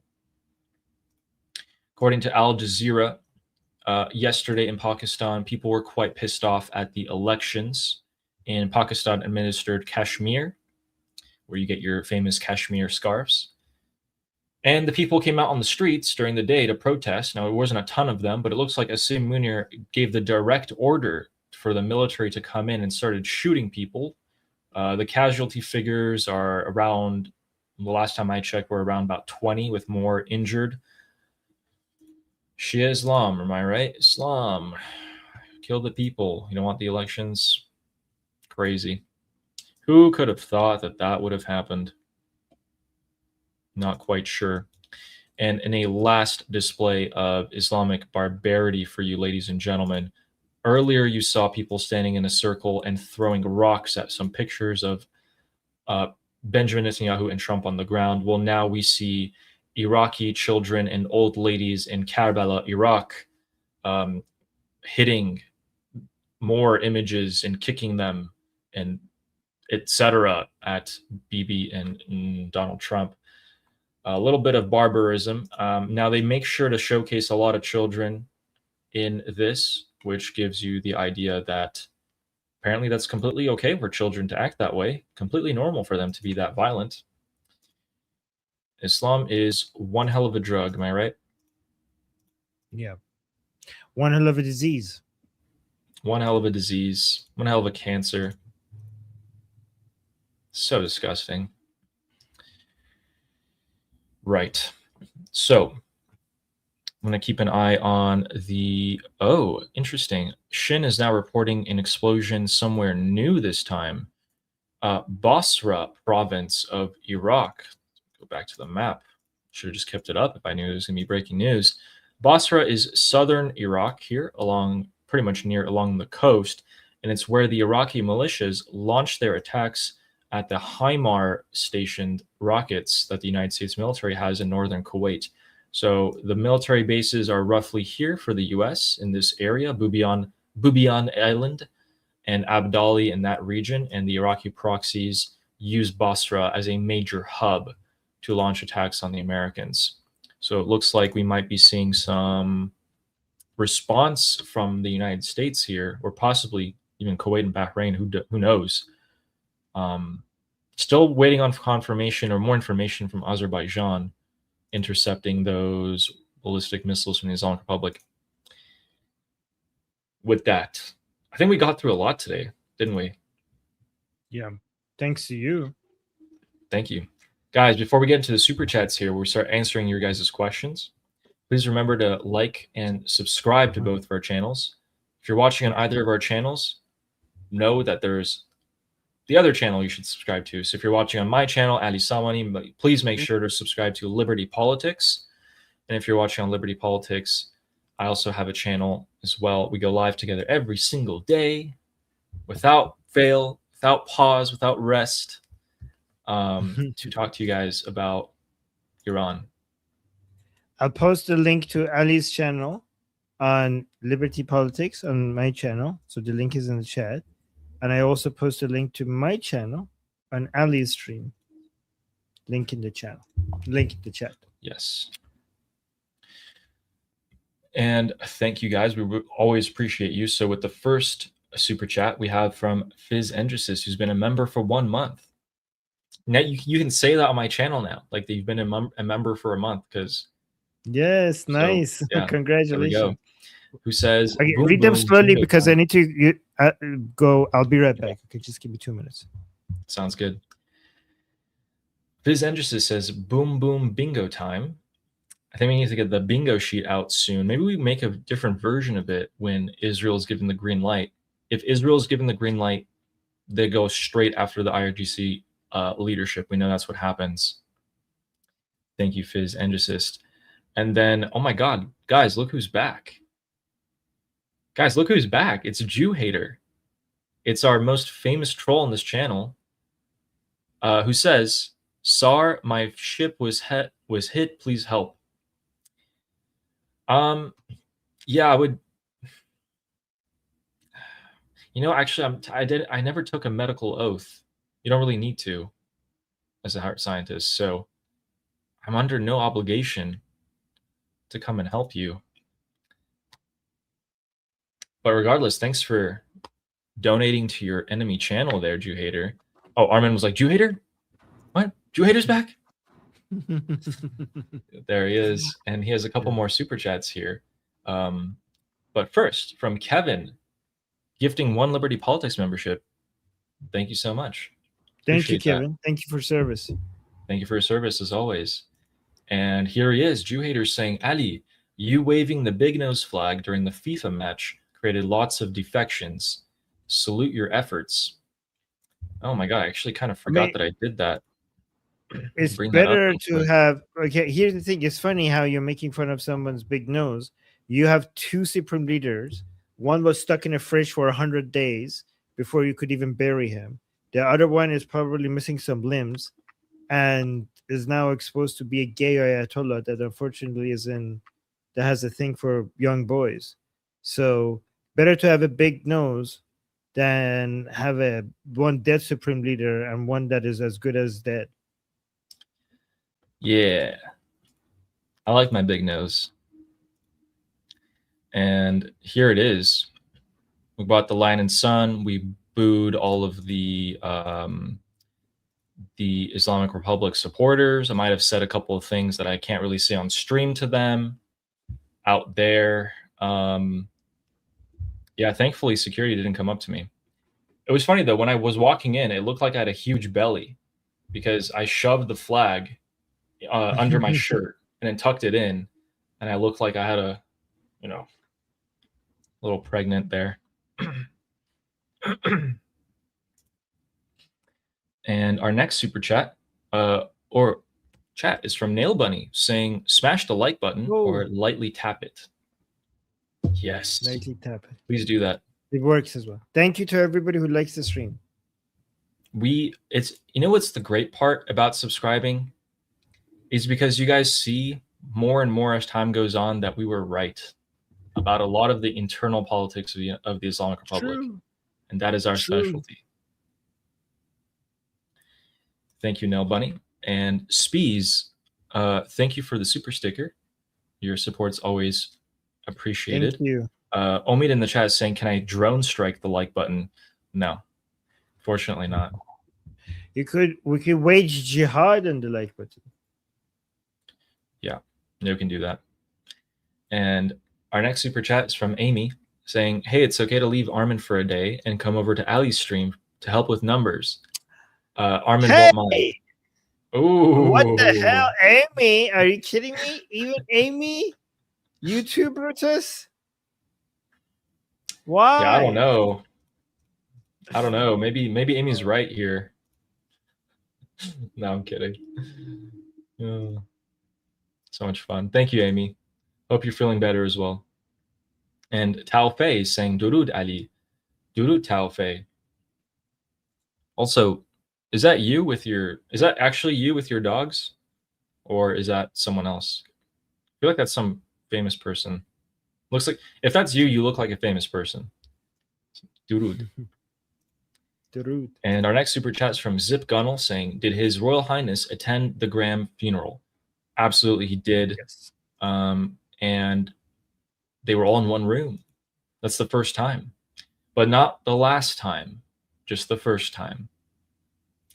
And thank you, Zip. We actually covered it right in the beginning. Oh, Tao Fei is saying that is me. All right, well, you look like a famous person. Or maybe it's a famous person that looks like him. Ah. Yes. He's got that air about him.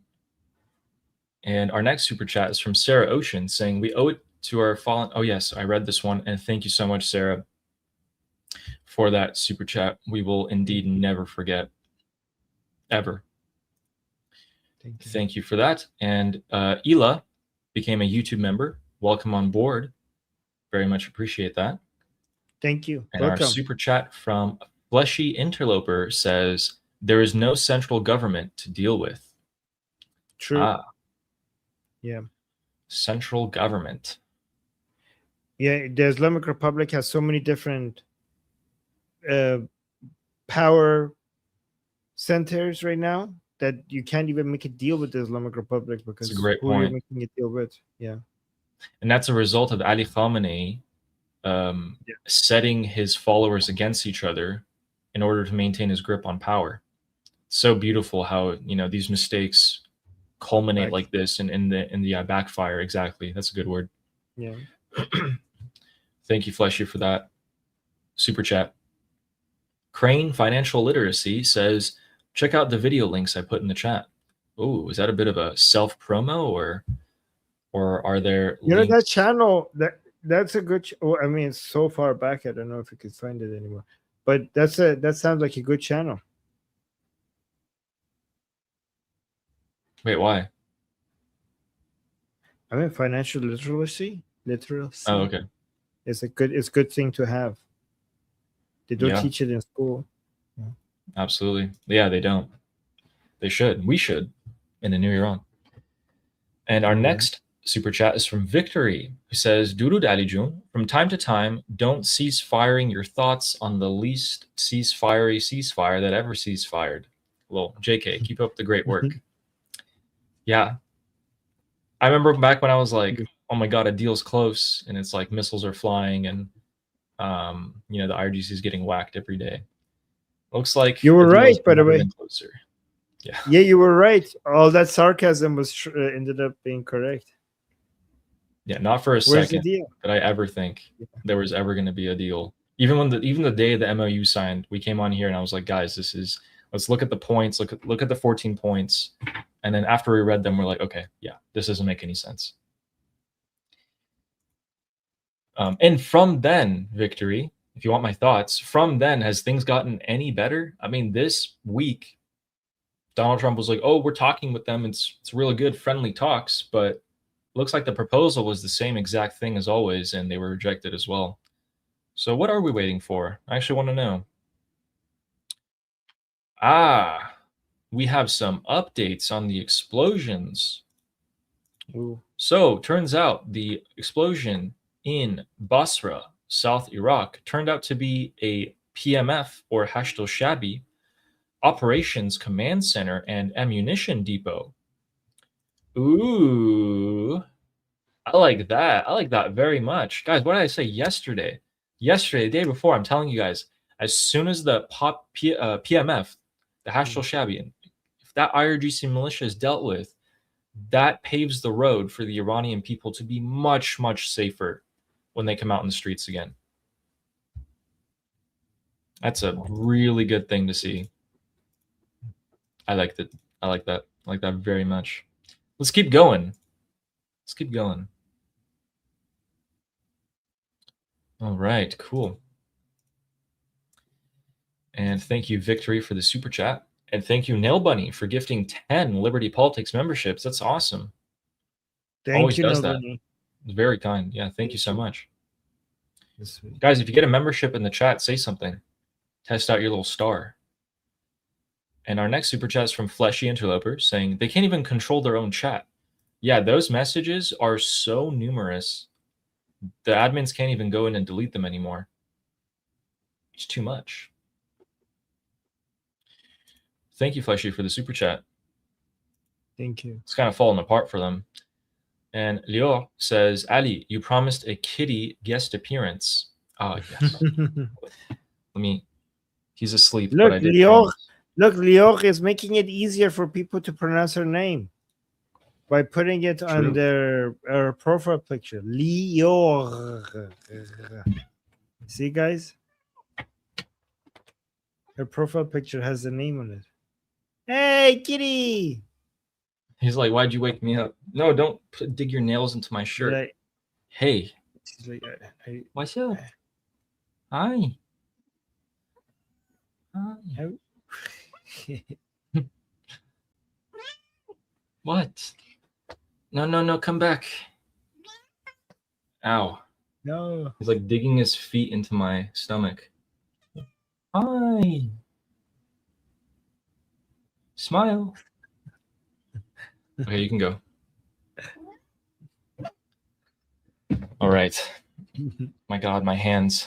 If you see the side of my face turn red, you'll know why. But I love him.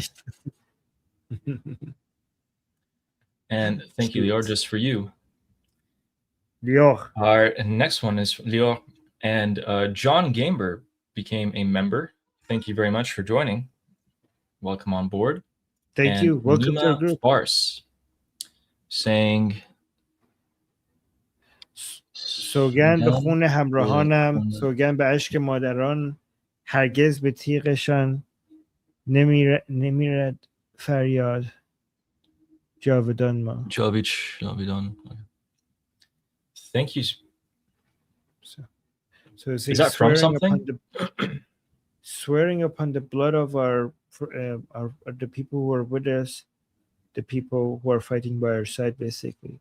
Swearing upon the tears of the mothers. I think the third part, means that we will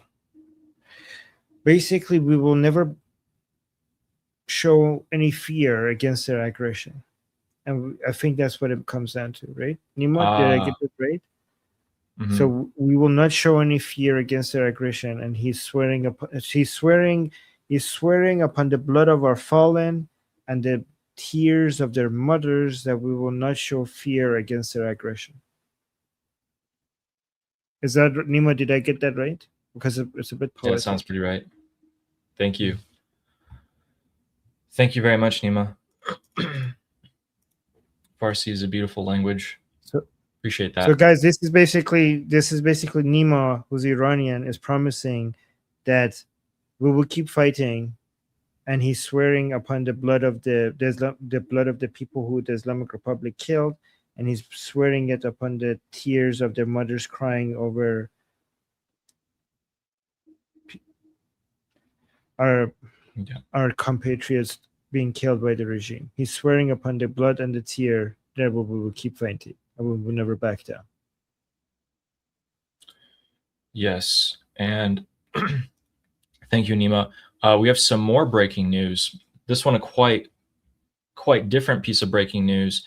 Turns out a gas facility in northern Qatar or Qatar, I'm just going to call it Qatar, it's more humiliating. Qatar has been closed after a unspecified security incident. Interesting. So they just cut off their liquid natural gas and condensate facility completely, just shut it off. Something happened. Okay. Very interesting. Very, very interesting. Qatar. Was there a gas leak? Was there a gas leak in that gas facility of Qatar? Who knows? Our next one is from Nail Bunny saying 759 watching and 275 likes. Please like the stream. Guys, yes, please like the stream. Thank you very much.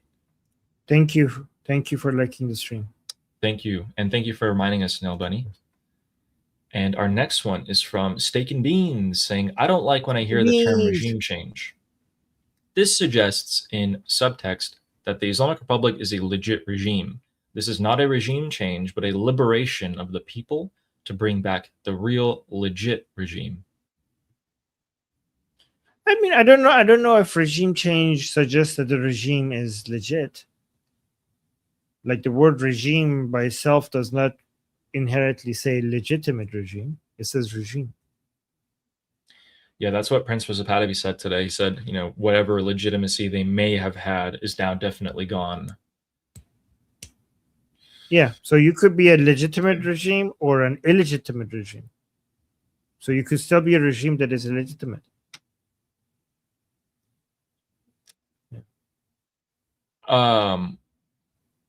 By the way, I don't know why I just thought about this, but guys, I have a question. Armin, I have a question. Didn't President Trump say if the Islamic Republic breaks the ceasefire, that he's going to destroy them? Yes. Okay. Okay. That's all. I mean, it's not over yet, so we can't judge too early.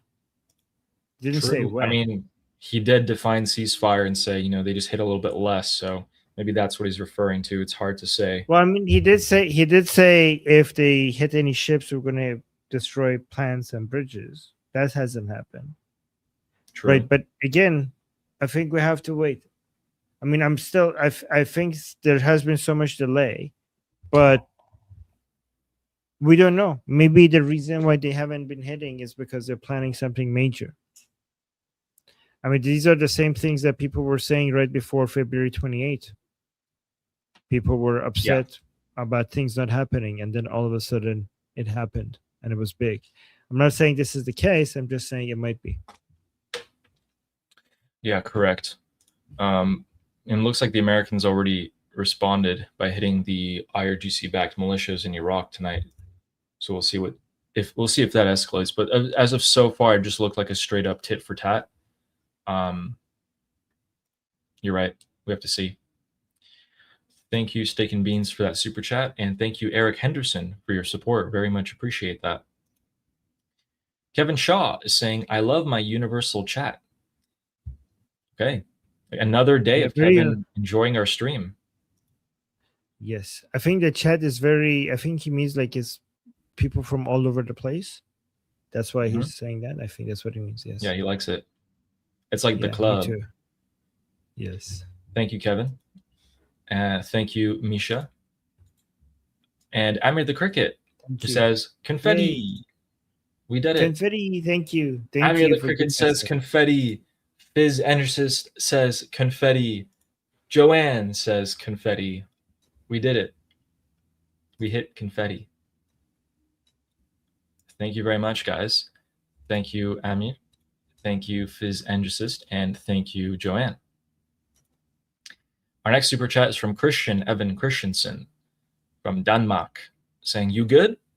When Iran is free and gets real elections, what parties will form? Will Islam and communism be allowed? Will there be liberal and conservative or just Pahlavist party? Green Party exist? There will be multiple parties. There will not be a communist party. There might be an Islam party, probably liberal and conservative parties. And yes, there will be a Pahlavi party as well. Although, will it be the strongest one? Who knows? I don't think there would be a Pahlavi party, and there's definitely would not be an Islam party. Communist party, probably not. But let me tell you why. Okay. Will Islamism and communism be allowed? Okay, so Islam party definitely illegal because it violates one of the principles, one of the 4 principles of Princes of Pahlavi and the Iranian people, which is secularism. So there will be no Islam party. Muslims will be allowed to be members of parliament, but they're not. But they can't bring their religion into the parliament, and there will be 0 parties that are Islamic. That would be illegal. It would violate secularism, right? So what are the principles? Secularism, border integrity, democracy, and equal individual rights for all citizens. These are the 4 principles. So Ali, you're paying attention because this is important to learn. I know you're Those are checking the news. Those are the 4 principles, yeah. Right. But yeah, so when it comes to communism, that's an interesting question. Because communism not being in a party is not part of the 4 principles. The 4 principles is border integrity, secularism, democracy, and equal individual rights, right? So these are the 4. Yeah. So Islam party in the parliament will violate secularism, but a communist party in the parliament doesn't violate any of these. However, many of the communist parties are also against the border integrity of Iran, so there's that. But here's the thing. We already know before anything happens that an Islam party will not be in the parliament in Iran in the future. But a communist party probably wouldn't be able to make it in either. Well, I don't know. We have to see, because there's gonna be a vote. So there's gonna be 4 elections, right? First, the Iranian people will do a referendum to see if they want a constitutional monarchy or not, right? Second election is going to be based on whether or not Iran is a constitutional monarchy. The Iranian people would vote for the founding fathers that would write the constitution of the new Iran, right? So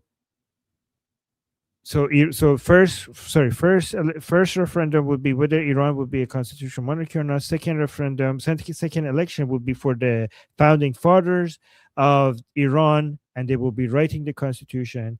Third election would be to accept or not accept the constitution that has been written. And the fourth election will be for the members of parliament, right? So if the Iranian people vote for the founding fathers that would write a constitution that does not allow communism into our parliament, then communism will not be in our parliament. But if they allow it, it will probably have a few seats in our parliament. Communist parties will have a few seats. So it depends on what the Iranian people vote for. So Islam automatically not in, because it's a principle that will be in our constitution no matter what.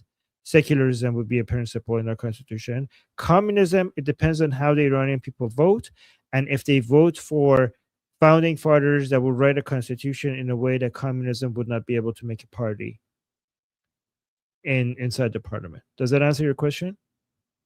And there'll probably be no Pahlavist party, because the point of Pahlavi is to be above parties. Princes of Pahlavi has made it very clear that he doesn't want to be partisan. His role is to stay above all of that and not be involved in party politics. He's going to, that is his role. He's going to be not in the parliament. He is going to be the great unifier, the stabilizer. So he's not, like, nothing representing him would be associated with a party. Yeah, at least he doesn't want that himself. So somebody is saying, too solid, basically no democracy, dictator, Armin. You don't understand democracy, okay? First of all, I think he's being sarcastic. Oh, okay. So people who's okay, so if he's being you know him, okay, so he's being sarcastic. Well, I don't know him, but that's definitely sarcasm. Is it? I don't know. Yeah. Because I hear so many people say that to me, like, "Oh, if we don't let Islam in, then that's not democracy." I hear so many people say that. That's stupid. Okay, so guys, nobody wants absolute democracy. We want limited. We want a constitutional monarchy, or even people who want republic, they want a constitutional republic. They don't want absolute democracy. Absolute democracy doesn't make any sense. All democracies that work are limited democracy. They're limited by certain values, for example, a constitution. Also, when I was saying that's stupid, I meant what they say to you. Yeah, of course. Yeah. Okay. Good question. Christian. Good question. Thank you, Marcia, for the jewels. And Charleston Amy, it's saying, hopefully the uprising starts now that people are so angry.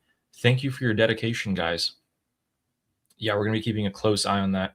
I personally am not too sure if this on its own is going to cause another uprising, but I know that what just happened last night will be one of the main triggers of the future uprising. Yes, these are all sparks. These are all sparks in a room filled with gunpowder. You can never tell. You can never tell which spark is going to lit everything on fire. But if you have more sparks, one of them will. Yeah, but we're almost there. Again, I just believe we're 98% of the way there. From 1979 till now, we're pretty much 98% of the way there. Thank you, Amy. And Don B is saying they seen Bibi and Zelensky planning at Emma Lindsay's funeral, so they said, "Oh crap, launch, crazy bastards." That's what you said, that they're alarmed. Yes, they're seeing what's happening in DC. They think something big is being planned, and they want to show that they have some deterrence. Yeah. You know what I think might be planned, though, is we saw the 13 nights of strikes. They ended because, as I said, I think they reached the limit of effectiveness. They were like, okay, this doesn't do any more than it's already doing. And then Brad Cooper came out the next day. He said the same exact things. Like, I don't think these will do any more, this will have any more effects. So we're going to stop. But the blockade's still in effect. The U.S. is still targeting banks in Iran. The fuel shortages in Iran is getting way worse. The price of fuel is about to double because the subsidy is about to halve, and the electricity is getting way worse. The blackouts are getting worse. Looks like the infrastructure of the country economically is pretty much coming crumbling down by this blockade and the workings of the brilliant Scott Bessent being showcased. Now, I always say follow the money. I think I should say it less, but guys, follow the money. It's working. No, say it more. And thank you, Leo, for the jewels. Thank you. Ali, I finally got the jewels on my chat as well. Did you see? Sweet. And John is saying Ahund Kabuki is Zaif and filth. Gali garbage buff. John's showing off his new Farsi skills. Ahund Kabuki Zaifo Kasife Gali Ashghal buff. Gali garbage. Thank you for showing that off for us. And Rod, thank you for the jewels. Nail Bunny saying they hate us again or doing something right. Prince Joseph Pahlavi is being attacked again, Armin. He wasn't being attacked during the ceasefire. Every time you get haters, every time we get hate, that's a good sign. And honestly, Ali, Nail Bunny nails it every time. If you're not getting hate for a long period of time, you have to question yourself, like, what is happening? Am I doing anything that is helping the world? Why am I not getting hate? Yeah. Absolutely. Thank you, Nail Bunny. Thank you. Ellie Goldman is saying, happy to Ba'av. Happy to Ba'av. The Jewish Day of Love. May our homes, families, friendships, and people always be united in love. Am Israel Chai, Payende Iran. It's very good. It's very kind. It's Valentine's Day in Israel today, I'm assuming. The Jewish Day of Oh Love. yeah. Yes. Okay. Not necessarily romantic love, but any type of love. Ah, okay. That makes sense. Also, Nelban is clarifying. She meant Britain. They were throwing rocks at the Union Jack again. Ew. Because of the picture that I showed, like video I showed, where they were throwing rocks at Britain. That's So terrible. she's saying, she's saying we must be doing something right. Like the video I showed you, right? Remember where they were throwing rocks at Qaliba, at Rouhani. So Nelbani, the UK flag is always included for some reason, and they always chant death to the UK as well for some reason. Always, even though they have an embassy, UK embassy in Iran. Yeah. For some reason, they always include the UK, even though they have like direct diplomatic relationships. Because it's easy for them to be like, oh yeah, the British planted this 200-year plan for Iran, and I think it's just awkward to honestly. I think it's just awkward to remove them. At the beginning of the revolution, they included, like they said, death to the UK, death to United States, death to Israel, and over the years, it stopped being a priority to be anti-UK, but it was just always so awkward to like remove them. So you just kept. You're right. When I was a kid in Iran, even then it was like 90% death to America, and then 10%, like it was like 70% death to America, 20% death to Israel, and then 10% death to UK, and then it kept getting less and less. So you're right. I remember that. And then Ellie was saying, yeah, it's not the Valentine's Day; it's just a day of love. Thank you, Ellie, for that super chat. Our next one is from Nollybug, saying, I saw a video of one of our heroes before he was executed throw up a heart sign with his tied hands to the crowd. This nightmare needs to end. Javid Shah. Javid Shah. Yeah. There are more people on execution now. One of them, who was on his way to be executed, suffered a heart attack and is now in the hospital. He was that scared and shocked that he was about to be executed that he had a heart attack. See, these are the things that will make us never forget the crimes of the Islamic Republic. Thank you, Nollybug. Completely agree. And Joanne says, Addy, is Kitty awake for us? Yeah, although he left the room now, so I can't grab him again. But he's like, I know why he left the room. He's like, God damn it, I was having a great nap. He was having a good nap.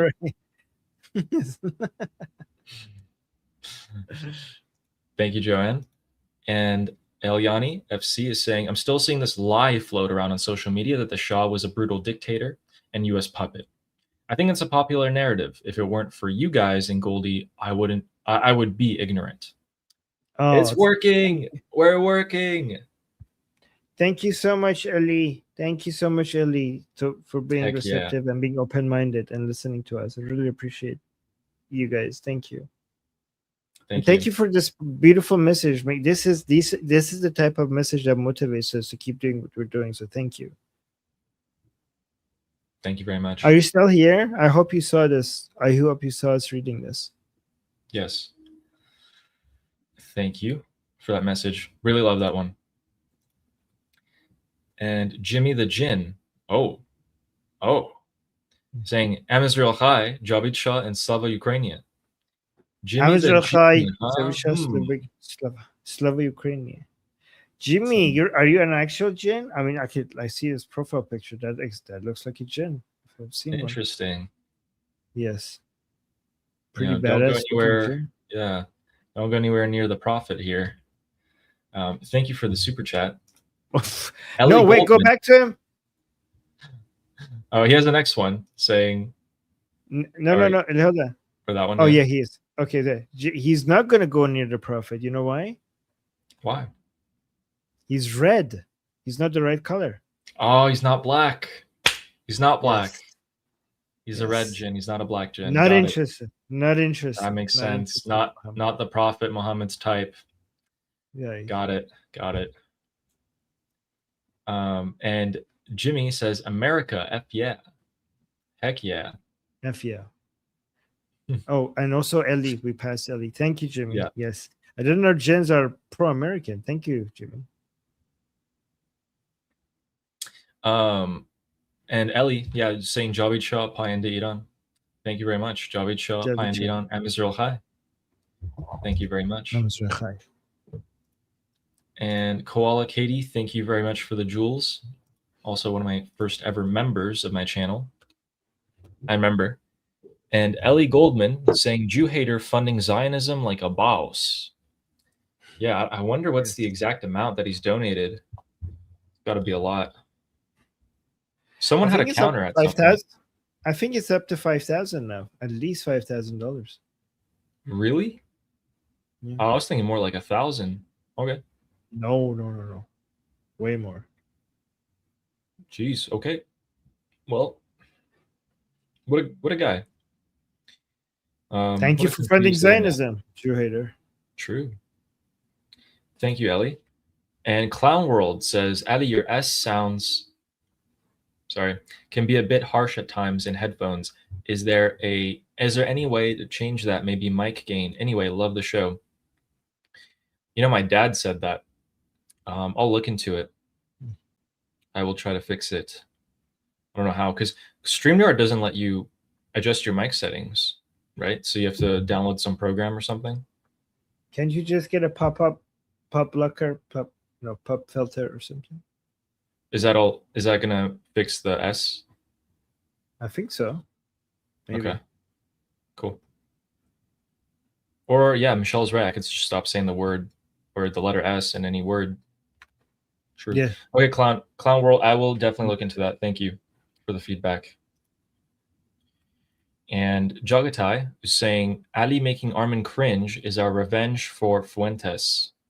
Yeah, when I showed you the video of the regime supporter. Okay, then you're gonna get more. You know what, Jagatai? More Fuentes for you. Are you happy? Oh no. More Fuentes now.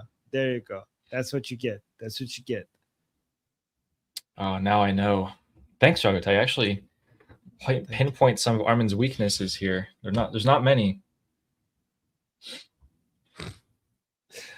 And Attila is saying, thank you guys for your tireless work, and to all the supporters here. This is the most wholesome and intelligent and supportive community that I've ever been a part of. Like, subscribe. Long live Iran. Well, then in that case, then you should join our discussion group if you like this kind of if you like community. Yeah, come talk to us. Come talk to us and the rest of the group. Here's the link.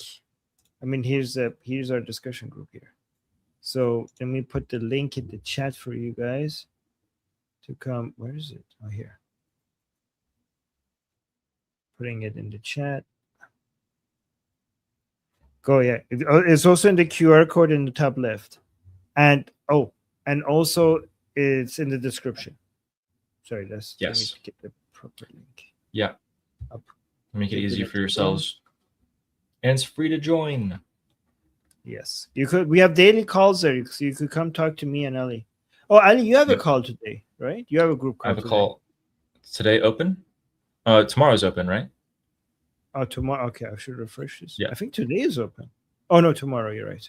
Tomorrow, yeah. Tomorrow. You have a group call tomorrow. Yes.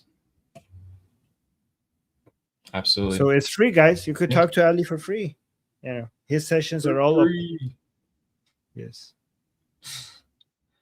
Thank you, Attila, for your kind words. And Bill Herman saying, will Donald J. Trump realize you can't make a deal with the Islamic Republic? Perhaps he knows that already, or perhaps he doesn't. Think all will be revealed in the end. I'm leaning towards the fact that he knows he can't. What about you?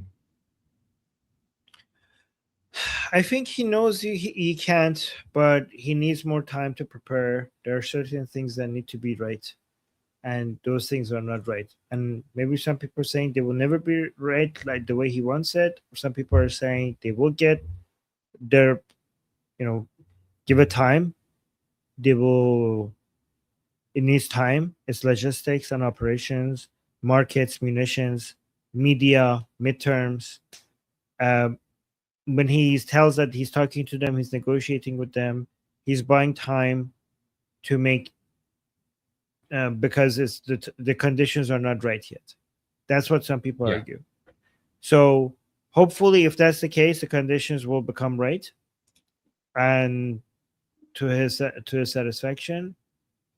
And if not, what we do know is that this might take longer, but we'll still moving towards the Islamic Republic falling, because we know that the deal is not possible, and because we know that, that means that at the end of the day, this whole ceasefire military operation situation that we're in is going to be death by 1,000 cuts, and eventually will make the Islamic Republic fall. One way or another, the Islamic Republic will eventually fall. But if we don't escalate, it will take just a lot longer. A lot longer. Gotcha. Istadem Tapayan. Thank you, Bill Herman. And Nollybug says, Pishi Pishi Meow Meow. Pishi is what how Iranians refer to cats. Oh, yeah. I should have probably said that, huh? People are like, what does that mean? My cat is the most talkative cat I've ever seen in my life. Really? Talks an insane amount. And he like changes his voice too. Like he'll change the tone and like the pitch and everything, so you know what he's trying to say. It's crazy. Thank you, Nollybug. My dog understands me too much. Like when I tell it to, I don't know why. Like I would like come over here. It comes to me when I say like, okay, leave. I need to work. She leaves. So like, what the hell? Do you understand English? Like it's so strange. Like I did not train you for this. How do you get this? How are you understanding me? Maybe it's the body language and all that too. Yeah. Smart dog. And Ariana Persia saying, how might soft supporters of the regime renegotiate their position within Iranian society and political institutions after the regime collapses? How might soft supporters of the regime renegotiate their position with Iranian society and political situation following collapse? That's such a good question. Aryan, how do you come up with these questions? Every single one of your questions could be its own deep discussion, 2-hour live stream. That's how good your discussions are. Yeah, your questions are.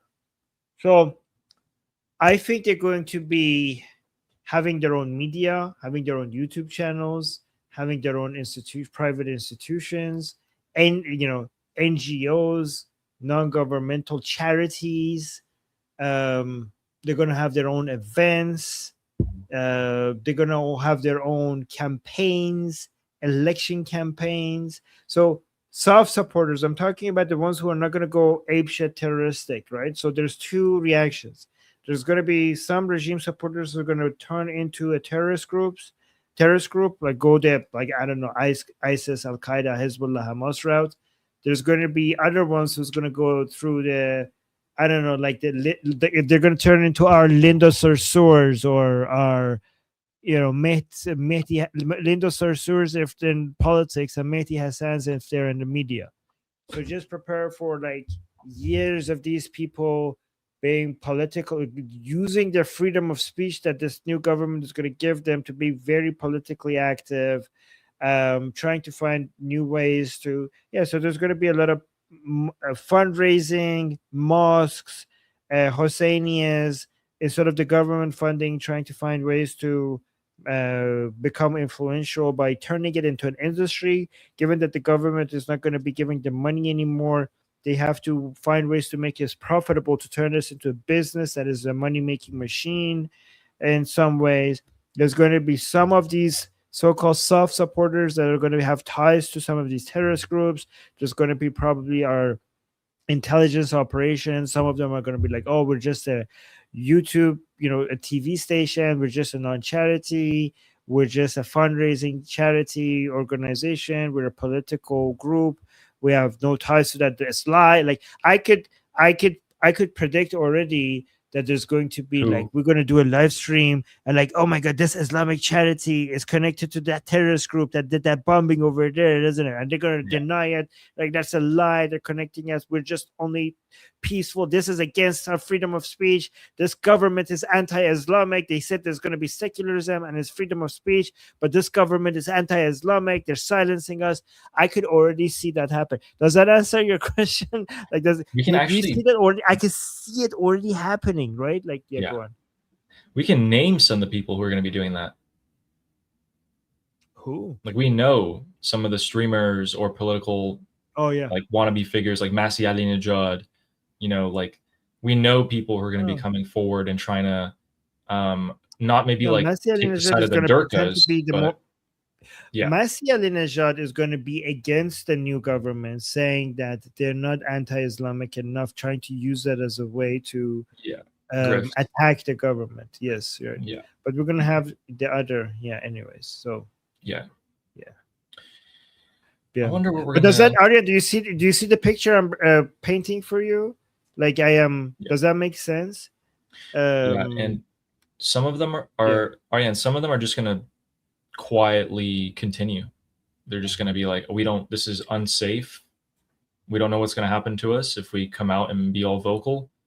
Let's just live our life.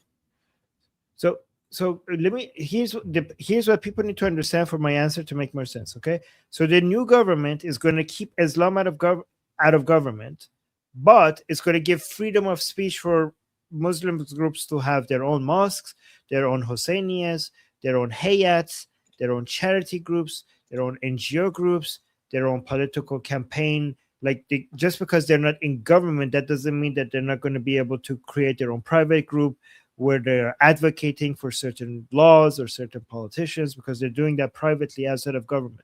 So they're going to be allowed to do all of that, right? So you could see them, because their ideas are not popular, their ideas need to become profitable, right? So they need to turn their media industry, their Husseinias and their mosques and their NGOs into profitable business models, so that people start coming into them and trying to gore them, because there's money to be made here. Okay, they're going to do controversial topics and their platforms as a marketing strategy, because if people hate them, at least they will. Here's the thing. Here's one thing you could do. If people hate you, lean into the hate, because hate brings drama. Drama brings views. Views brings money, right? So instead of go into the new younger generation that wants to be rebellious against. So you know how we're rebellious against the traditions of our society that is Islamic. I think the next generation is going to be very anti-Islamic, and the teenagers that come after us, they might go Islamic to be rebellious against our anti-Islamic views.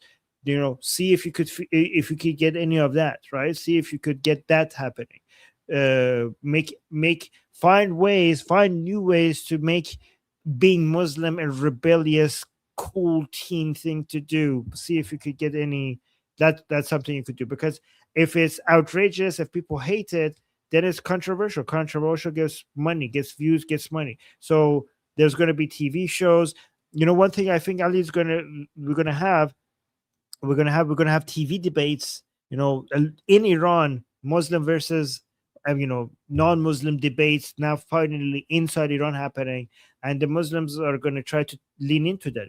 Like, okay, we don't have power anymore, but maybe we could go into do debates and do controversial shows as a way to get. If you get eyeballs, even if people are hate watching you, eyeballs brings money, eyeballs brings revenue. So I could just see a lot of media, a lot of money, a lot of political activism, a lot of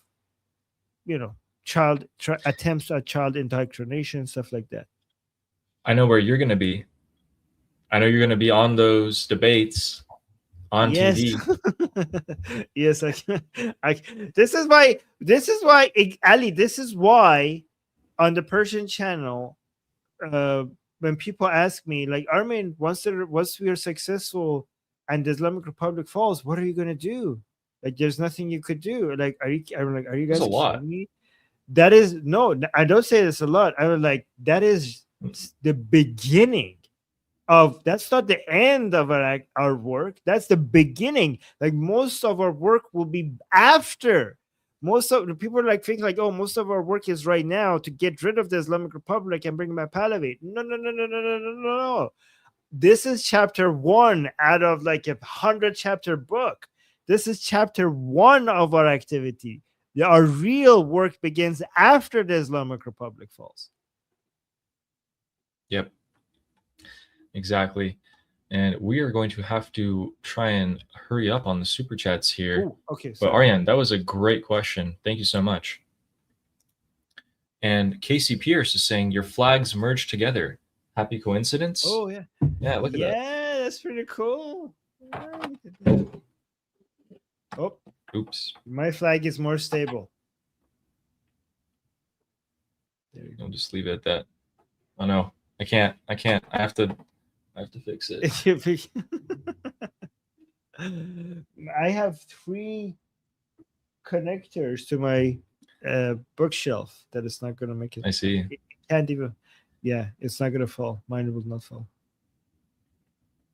But yeah, it merges with each other beautifully. Wait, what am I supposed to find, guys? What am I looking for? Huh. Anyway, yeah, thank you, Casey. And nice to see you. The next one is from Omid saying, when Ali Cholak got sent to hell, do you think the Pakistanis cried harder or the regime supporters in Iran? It's close, but regime supporters in Iran. It's close, though. There was a lot of people in India, too, in Iraq, the UK, New York City. Yeah, they cried pretty hard. Yeah. I mean, your religion teaches you that to cry. So, I mean, I think there's more of them. So, it's just every instinct is ignored. They teach you. Anyway, yeah. Omid knows what I'm talking about. Thank you for the super chat, Omid. And Channel, thank you for the jewels.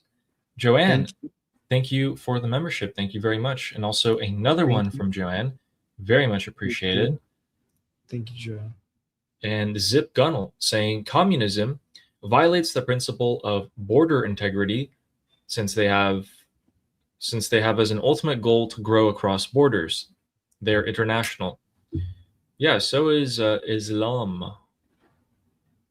True. That's why they're allies, because they're against the concept of a nation state, both of them. Yeah, like the MEK. So that's why they're against the Western model that introduces the nation state concept. So they're both ultimately against borders, current borders. For sure. Yeah. Thank you, Zip.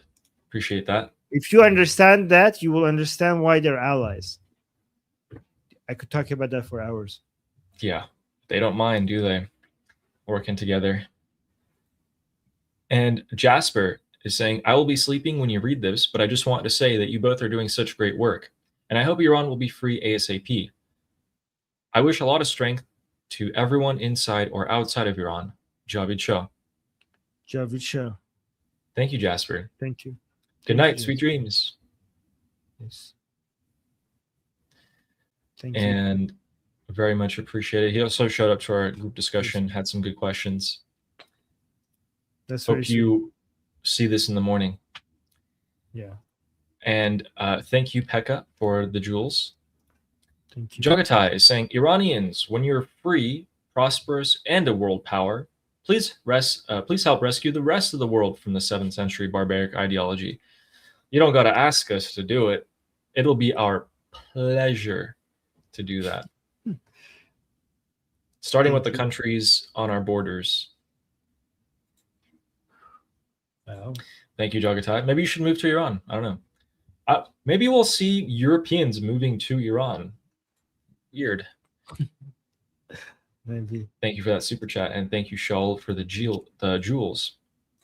Thank you. Christian Evan Christensen saying, What grave, horrible, beyond imagination crime has I done to be accused of being Danish?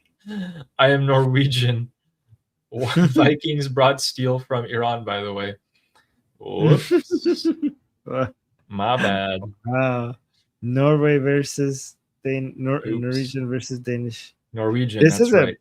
This is a big deal between them, apparently. And also the Swedes. Yeah. Yeah, I feel bad now. I'm sorry, Christian. I will remember from now on. You can just quiz me from now and be like, and I will know. I will know. I won't forget. Oopsie. Thank you for the super chat. That was funny. And Saber Coaching is saying, thanks for all the updates, Ali. Big nose equals royalty. Javid Shah. Javid Shah. Oh, yeah.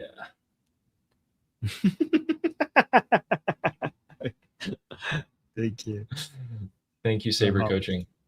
Yeah, Raham. And this guy is saying, Salam alaikum. Mashallah. The IRGC just did a surprise attack on Jordan. Piruz the IRGC forever. It's not how you use it in a sense. Javid Mojtaba Khamenei. I am Irani Kai. Glory to Allah. Okay, Yeah, this you guys guy's are a getting troll. Nobody's that stupid. This guy is not. You guys are getting- Nobody's that stupid. There are more explosions in Iraq, so it wasn't just a one-off strike on the Iraqi militias. Yeah, we'll see what you're saying in a couple of weeks here. Make sure to tune in. And our next super chat is from Ninja Rooster saying, currently playing Pal World while listening to you guys. I never played it, but looks fun. Thank you, Rooster. Thank you, Rooster. You better not be enslaving Pokemon in there. And the next super chat is from James Moore saying, Ali, old wannabe sound tech here. You can basically run your voice through an EQ before the broadcast. I have no clue how it's done now. I worked in radio a bit last century. Oh, cool. Okay. Yeah, I'll definitely look into how I can fix that for you guys. I'm trying to not say that the S sound like that as much. So how's my it's a audio? little bit hard. Is my audio clear? Yours is great. Yeah. Maybe I should just get your mic. Do you run a program through your sound settings or it's just default? Okay. No. Is it good? Is my mic okay, guys? Yeah, it's pretty good. Maybe I should just get that. Is it good? Yeah. It's not that expensive. Thank you, James. Oh, this Muslim guy gifted a membership to us. Yeah, thank you, James. Yeah, look at this. Okay, because Ali, He deserves something. Because he gifted a membership to us, I'm gonna show him something he likes. But what does he get? You're not gonna have it. Okay, so don't get too excited. I'll just show you because I know you like this. Okay, I know you guys are into this stuff. Okay, but again, this goat is under my protection, so you just get a peek. But no touchy, just a peek. And thank you for the membership, but nothing else. Jeez. It's okay. You're safe. And James Moore saying, we heard months ago about the water issues, then the lack of food, then the money issues with the banks. When will the general public, the ones that aren't hot or cold on the IRGC, stand up? When will the general public stand up? The general public will stand up when they see an opportunity, which is going to be a couple of things need to happen. So I think actually the railroads and bridges need to be struck, or the IRGC need to be shaved down in size, and the militias need to be destroyed, and the IRGC runs out of money. Yeah. I think that's what we need to have happen. Those are the things that I have a little checklist for. Until those things happen, then it'll become really easy to take back our country compared to just a year ago. But that's a great question. And those are the things. Remember those 4 things. Dahna became a YouTube member. Welcome on board. Welcome to our group. Happy to have you guys, or happy to have you. My brain completely short-circuited there. Welcome on board. James Moore saying, as a religious abuse survivor, the threat unwashed would be absolutely shocked at what you were taught.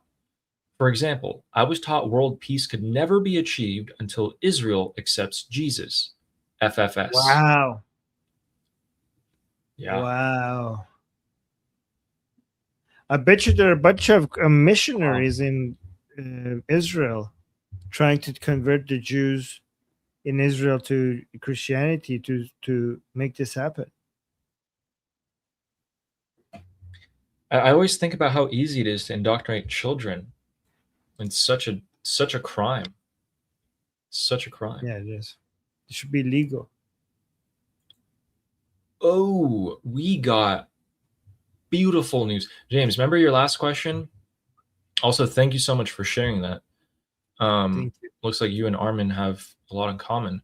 James, remember your last question about the people rising up, and I told you the militias have to be dealt with? This is what the confirmed PMF headquarters looks like right now. Then I will give you an even better piece of news. No way. So the PMF headquarters, well, there was their news thing. The PMF headquarters is on fire. Remember when I told you guys a munitions depot and their command center got hit? I don't know why these idiots thought it would be a good idea to put all their weapons right next to their command structure, because the whole thing's in flames.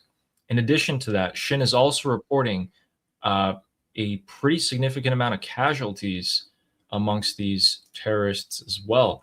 So a number of Hashtel Shabi terrorists were eliminated following the explosion in their headquarters in Basra. Looks like the U.S. is giving them a good little spanking. Oh, this makes me so happy. This is the best news I've heard all day. Wow. Please continue. Look, I get it. Al-Zaidi tried to pull up on him, tried to do a drive-by, shoot his Glock down out the window, and the Hashtel Shabi shot back at him and he had to flee. But now the U.S. is coming in with big energy here, just blowing them up straight up. That's great. That's great. That is completely aligned with the Iranian people there. We need to see more of that. Will we see more of that is the question. There you go, James. Great. Monica, thank you for the jewels. And Afi Amiri, also thank you for the jewels there. Rooster says, well, Iran have air conditioning and not ban it. We already do. We got all types of air conditioning. Water, air. Got them all. Wait, why would air conditioning be banned? Europe. Because when I was like, oh, the Europeans might be coming to Iran. Oh my because God. Of Islam, and Europe doesn't really have air conditioning. Wait, they ban air conditioning in Europe? No, they didn't ban it. They just don't really use it that much in Europe for some reason. Okay. Yeah, so. Yeah. It's not even banned right now in Iran. So. Yeah. We have actually a lot. Actually, we have more air conditioning right now in Iran than we have in Europe. Yeah. I mean, how do you that's the joke. Air conditioning? I don't know, but that's the joke. That's what real. Americans make fun of in for Europe all the time. They're like, "How come you don't have air conditioning?" That's the joke. Okay, I'm not even gonna read the next super chat. I think you can see that one. This one, up on the queue. Wait, which one? The green one at the very top of the queue. Oh yeah, don't read that. Yeah, I'm not reading that. It's disgusting. James Moore says, I have come to understand that genetically engineered goats look somewhat like cattle. Armin, can we see that? Can we see that? It's a goat. Goat. Can we see that goat again? Guys, is that a goat? I don't know. That's a goat. Okay. And if you don't think it's a goat, it self-identifies as a goat. Okay. So there we go. Is this why some Muslims are not interested? Maybe I should get one that. Maybe I should get one that is actually looks more like a goat. Perhaps. It's a goat. Okay, yeah. Thanks, James Moore, for the humor, as always. And Monica, thank you for the jewels. All right, we got through our, I think, what was it, like 40 or so super chats. Thank you guys so much. And Thank you. We are all caught up with all the news that came from today. So I'm going to leave you guys with one last question. Who's striking the Iraqi militias right now? Because I have 3 options for you guys. Option number 1, the United States of America. Option number 2, Israel. Or option number 3, Saudi Arabia. Are they mad enough at the militias hitting their oil infrastructure? Are they striking back? Did they grow some or not? Who knows? Not. Okay. Option number 1. I'll go with 1. Okay. United States. All right. I mean, because they have been doing it for a while, so it might be just that. Yeah. Continue. All right, guys. Please remember to subscribe to our channels. And thank you have for caught you guys to all up. the people. Thank you to all the people who have liked the stream. You know, Ali, I've been asking people to like the stream, and I'm switching it up. Instead of asking people to like the stream, I'm thanking people who already like the stream. I think that's better. Whoa. Yes. Because I'm like so demanding. Like the stream, subscribe. Instead of being grateful to the people, yeah, just like, subscribe. What about the people who have already liked and subscribed? We should thank them for liking and subscribing. I think that's better. True. That's more positive energy. That's a good idea. So thank you to all the people who liked, and thank you to all the people who subscribe. We appreciate you. It really helps. Yes. So thank you for that. Thank you very much. All right. And we'll see you guys same time tomorrow. And until then, I'm Israel Chai. Slava Ukrainian. Cuba Libre. Long live America. Long live America. Javid Shah. Javid Shah. Hayande Hayande Iran. Iran. See you guys tomorrow.